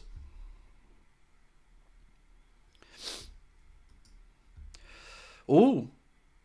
So far, it's kind of close, but Elise is out in front, but you still have time to change that, so keep voting away. We've got 20 more minutes on tonight's stream. I swear my wife's trying to cook me as well, because this sitting room's getting warmer by the minute. I feel like I'm the frog in that pot of water that starts off cold and eventually the temperature rises up until the frog doesn't know it's being cooked. Am I related to Arne Slot? Yeah, I'm a slightly less knowledgeable, more pudgy Irish version.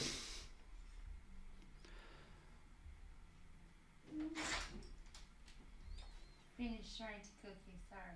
That's okay. So you're paying attention then? Yeah, I was trying to make sure you had a warm little booty when you go for your shower. Thank you. No, you weren't finishing at your regular time. Trying to cook me, love. Be honest. You'll have a warm booty in your shower. No, I'll have a warm booty, everybody. There you go. But will I have a booty call is what we really need to know, love. Don't answer that. You don't have to call. Look, my milkshake brings all the House. boys. How they are? You need to stop talking. Yeah, I do. I do need to stop talking, you're right. Barry, how are you, my man? Said, Craig, I saw a stat from the end of the 21-22 season. We've conceded first in 37 of the last 80 Premier League games. This season we've scored only 3 of 23 big chances when behind. Wow, that is a pretty damning stat. 37 of the last 80 Premier League games you've conceded first in. That's not great. Is there any way we can win the league now? I mean, mathematically, yes, but no. Craig, be honest, you only like Arne Slot because he looks like you. Well, it doesn't hurt. No, I like him because of how enthusiastic he is. I like him because he plays an attacking brand of football. And I like him because I'm intrigued as well. But I don't know if it'll work or not. But somebody has to get the job. And Michael Edwards and Richard Hughes have enough data to have pinpointed the candidate they believe is the best fit. And they went with Arne Slot. So I'm going to get behind the new gaffer. Main stand after Jurgen. 100%. No disagreement from me whatsoever. By the way, we got an email the other day. Some of you guys and girls probably got this email as well. From the Ex-Players Association, where they have the availability to get some corporate season tickets. So there's a limited number of corporate season tickets available for the Annie Road end. Does anybody want to guess what they think the price is for a season ticket in the Anfield Road ends version of the Carlsberg dugout? Anybody want to guess how much the season ticket costs are? Because I was shocked, because I looked at the Carlsberg dugout ones when they came out, when the main stand was done, and I wasn't in the financial position to get one at that point. So I'll read out the prices to you because I still have the screenshot here, so bear with me.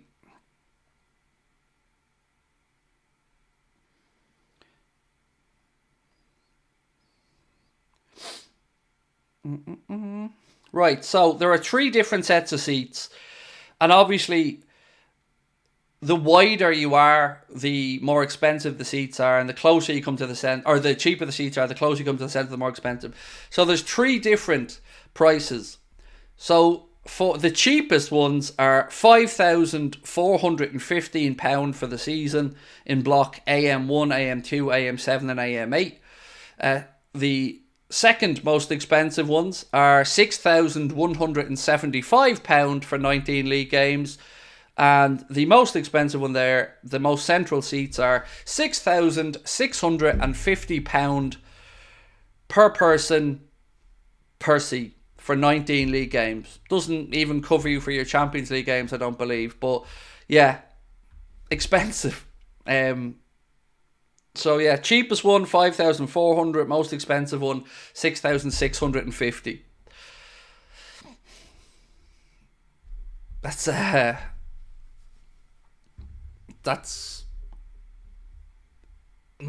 chunk of money.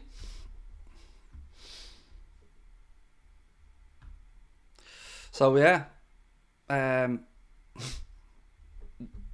that's they're and we're humming and hawing about whether we buy two for the channel or not. Because they are fully transferable. They're fully. We could give them away. We could sell them. We could give some to charity.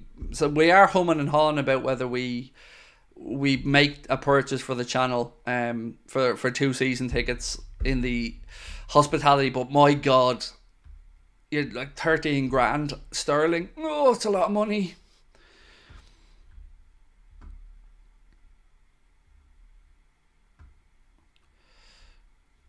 Have you seen we only have one Premier League clean sheet in 2024? I didn't know that actually. Mohammed Ashraf, welcome to Anfield Agenda FC, mate. Appreciate your support.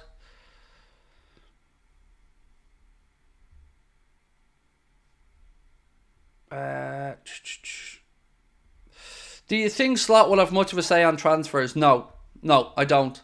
And this was actually put out today from the Times.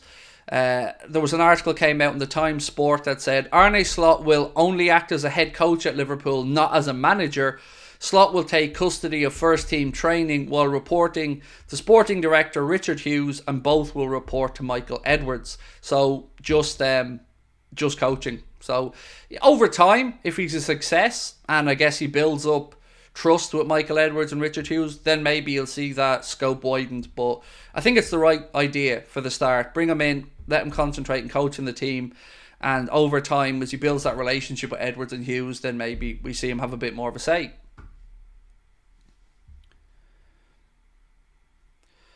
Do you think the documentary will clear anything up? No, I don't.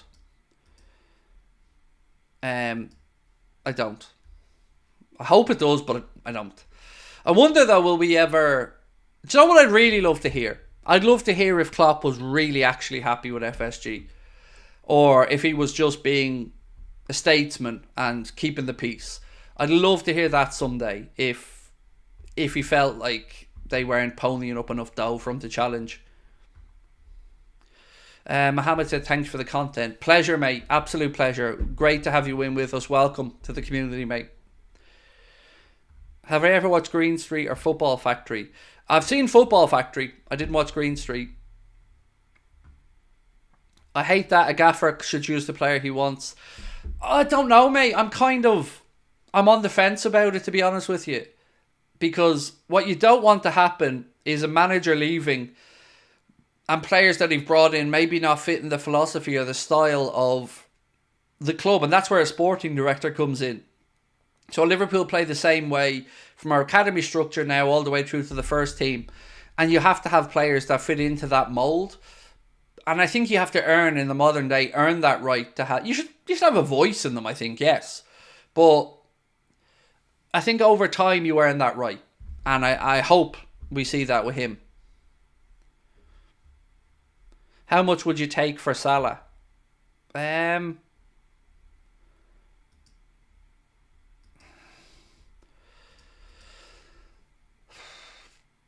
think anything above 80 is a conversation starter. I'd like to see the 100, if I'm being honest with you, but I think anything above 80 is where you'd have a conversation.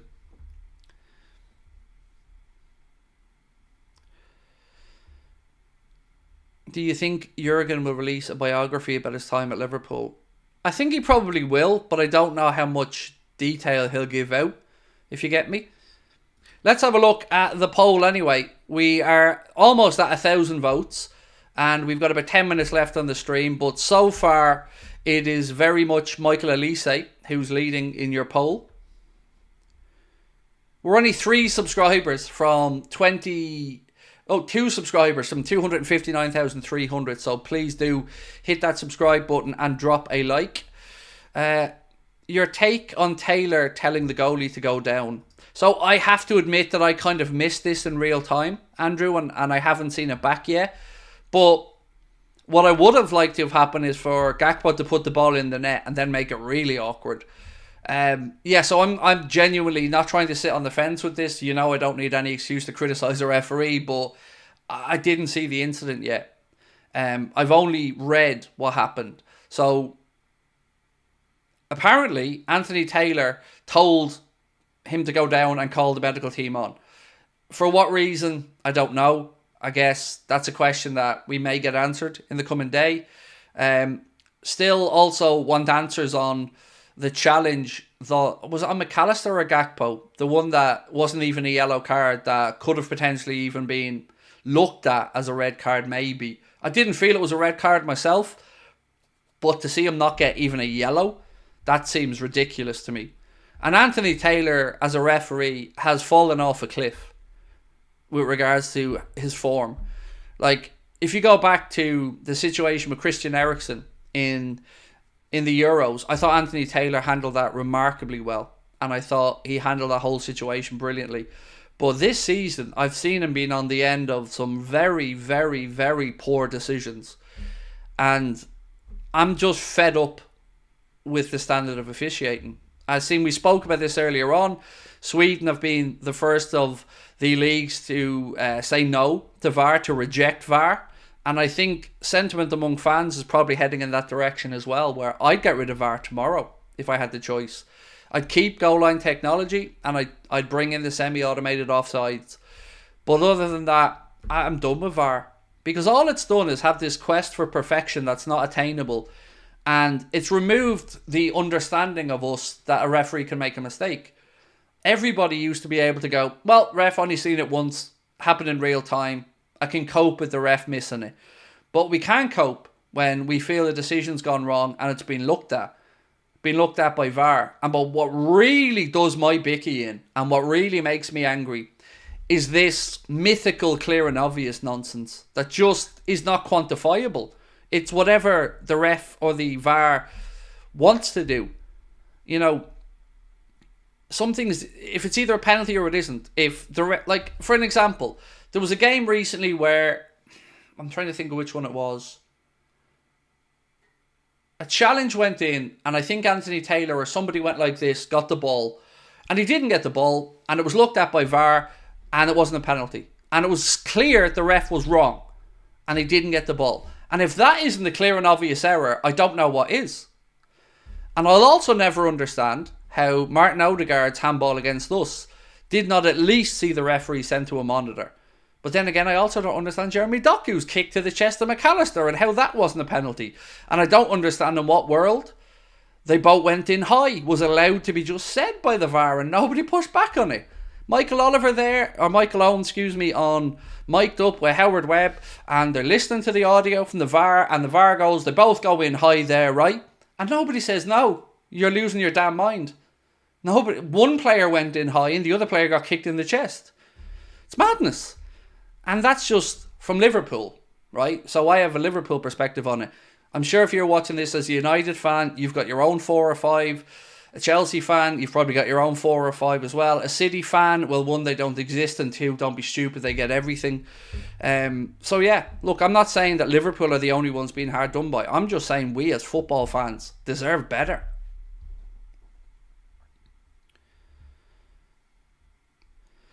Craig, you should have seen what happened in the Villa-Chelsea game. VAR just ruined an amazing finish to the game. Is this the push for the goal that was ruled out? The chat seemed to be divided on it. Referees are too arrogant. Yes. Like, I still can't understand how Mike Dean was able to admit publicly that he didn't do his job, and that Sky think that the fair reward for him admitting to the footballing public that he didn't do his job and Cucurella had his hair pulled because he didn't want to get his mate in trouble, they thought that what they want to do is bring Mike Dean on and give him a job on Gillette Soccer Saturday as the referee and pundit. That's the reward for admitting you didn't do your job. That's the reward for admitting that you willfully failed in your duty. We reward these idiots. We don't punish them. We don't have an investigation. We reward them with cushy little jobs. How? How are we supposed to have any respect if the people who are talking about loving football, because Sky do a lot of this about telling us all how we should feel, how we should treat everybody, but they don't have a backbone. Don't have a backbone. Full of hypocrisy. And I'm sick of it. I'm sick to death of Sky preaching to us whilst ramming these idiots down our throat.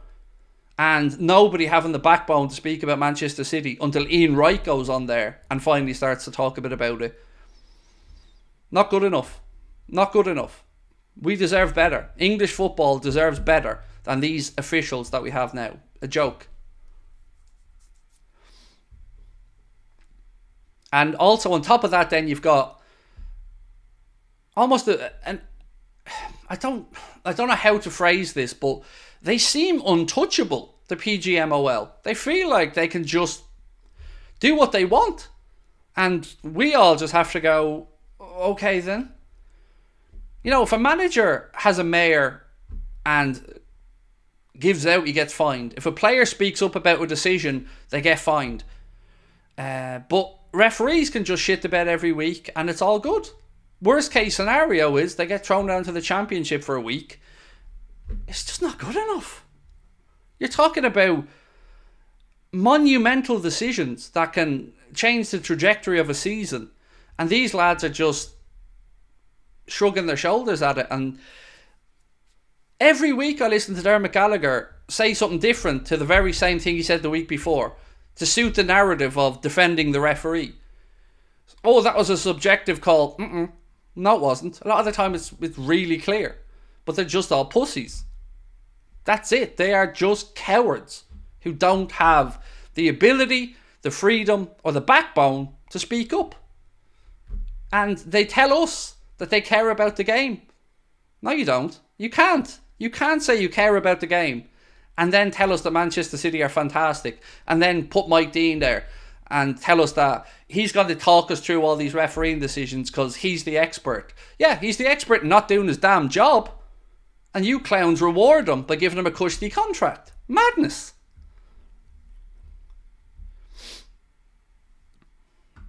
Like, tell me I'm wrong. It's nuts. It's absolutely nuts.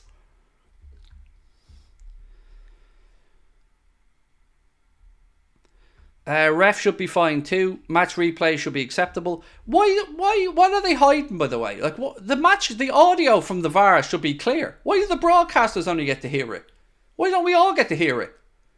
I want to hear how these spoofers are making stuff up on the spot. You know? It's nonsense. Carragher is getting as bad as the rest of them on Sky. Look, I try to be as fair as I can about the whole Carragher stuff. When Jamie Carragher and Gary Neville stick to talking about football and analysing football, brilliant. I mean, the two of them are damn good at their job and I love listening to them analyse at Monday Night Football.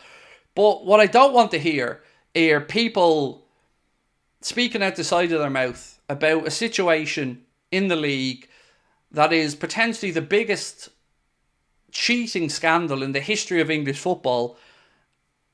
And it's like, it doesn't exist. It's like these 115 charges, they're just there. But we don't talk about them. We just praise Pep Guardiola because, oh, shucks, he's a nice guy. And he gives us a little wink and a nod and, oh, Pep. But 115 charges and massive potential cheating, but we don't talk about that. Can we know when the charges are being heard? No, can't know about that. Why can't we know about that? Because it's private. Why? Why do we hide all these things? Why is football so scared of transparency?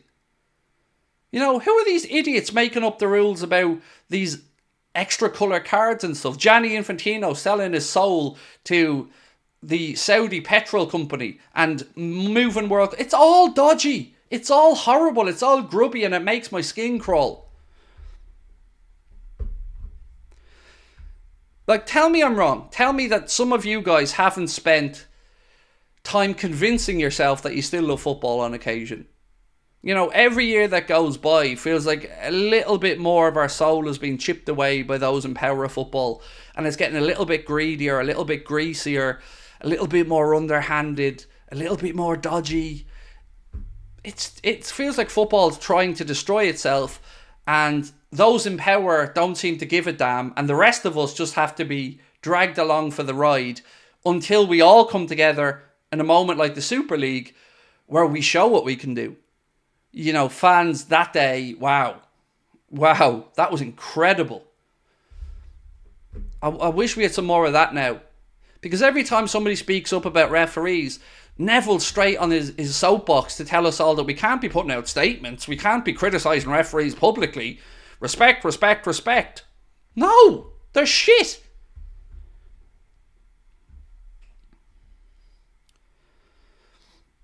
City are innocent. Trust me, there's nothing there. Yeah, there is absolutely a load there, mate. And I've seen more than enough documentation on the whole Manchester City thing to know that it stinks. You know, I'm not the one judging them. I'm not the one going to say if they're proven or not proven, but it stinks.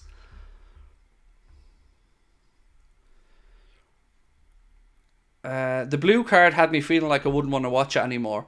I know. It's like these lads sit down every day and go, "What? I bet you we can mess up the game even more, and these idiots will keep watching it. How can we make the game even more ludicrous? Oh, let's start bringing in sin bins." Hi, Craig here, Anfield Agenda.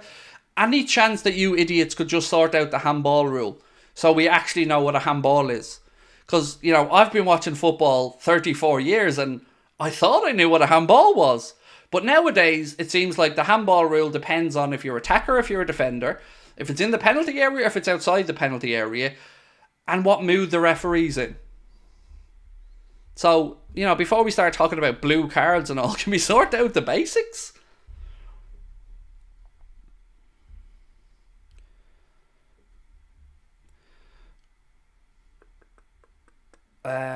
I'm certainly tired of a few things. VAR, PGMOL, and fans that are fans of players and not supporters of clubs.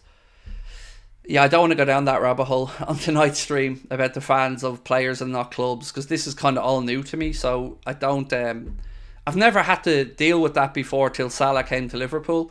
He's the first real, I guess, icon globally where... I've never seen players at Liverpool before that have people who support them and not the club. And I'm not here to say what's right and what's wrong, but it starts to become grating when they're shitting on the club or when they're turning on the club's fans because they dare criticise somebody. That's weird, you know? If you are accepting the praise which you've deserved and has been given, you have to be fair enough that if your standards drop, you got to take the criticism on the chin. But this accusing everybody of underhanded, nefarious reasons, it quite frankly makes my skin crawl.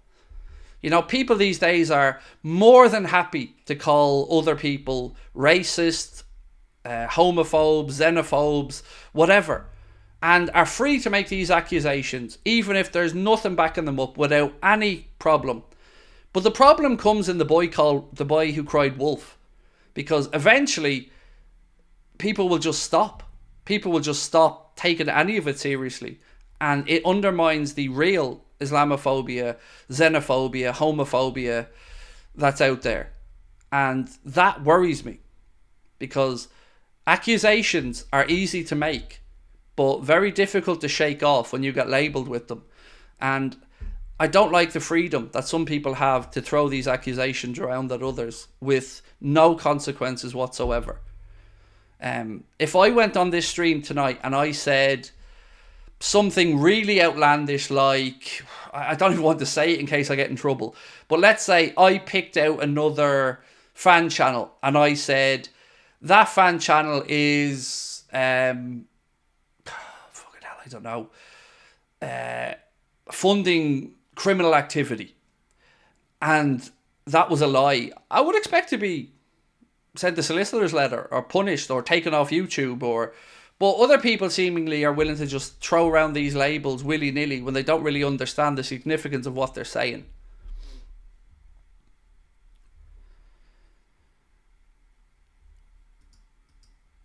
Right, we're going to end this poll, and Michael Elise, with, what was it, 32% of the vote, is the one that you guys would like to see Liverpool sign as a winger in the summer. My friends, I'm going to say goodnight to you. It's my day off tomorrow, and I'm definitely going to take my day off tomorrow. There may be an Arne Sloth video that I record. I'm still trying to get my notes together for it. But thank you for joining me again tonight. I really, really appreciate you giving up some of your Saturday to have a chat with me. And I hope we have a better last 3 days ahead for Jurgen, last 3 games ahead. So look, enjoy your Sundays. Do hit the subscribe button if you haven't done so. Please do drop a like as well. It's nuts how a ref performance is the main talking point from a game. It's constant. A fabulous goal will be overshadowed by a poor referee performance. City guilty. I agree about the referee performance part. It's mad, and they should be background, not main talking points. So look, much love to you all again. Cheers. I'll catch up with you soon.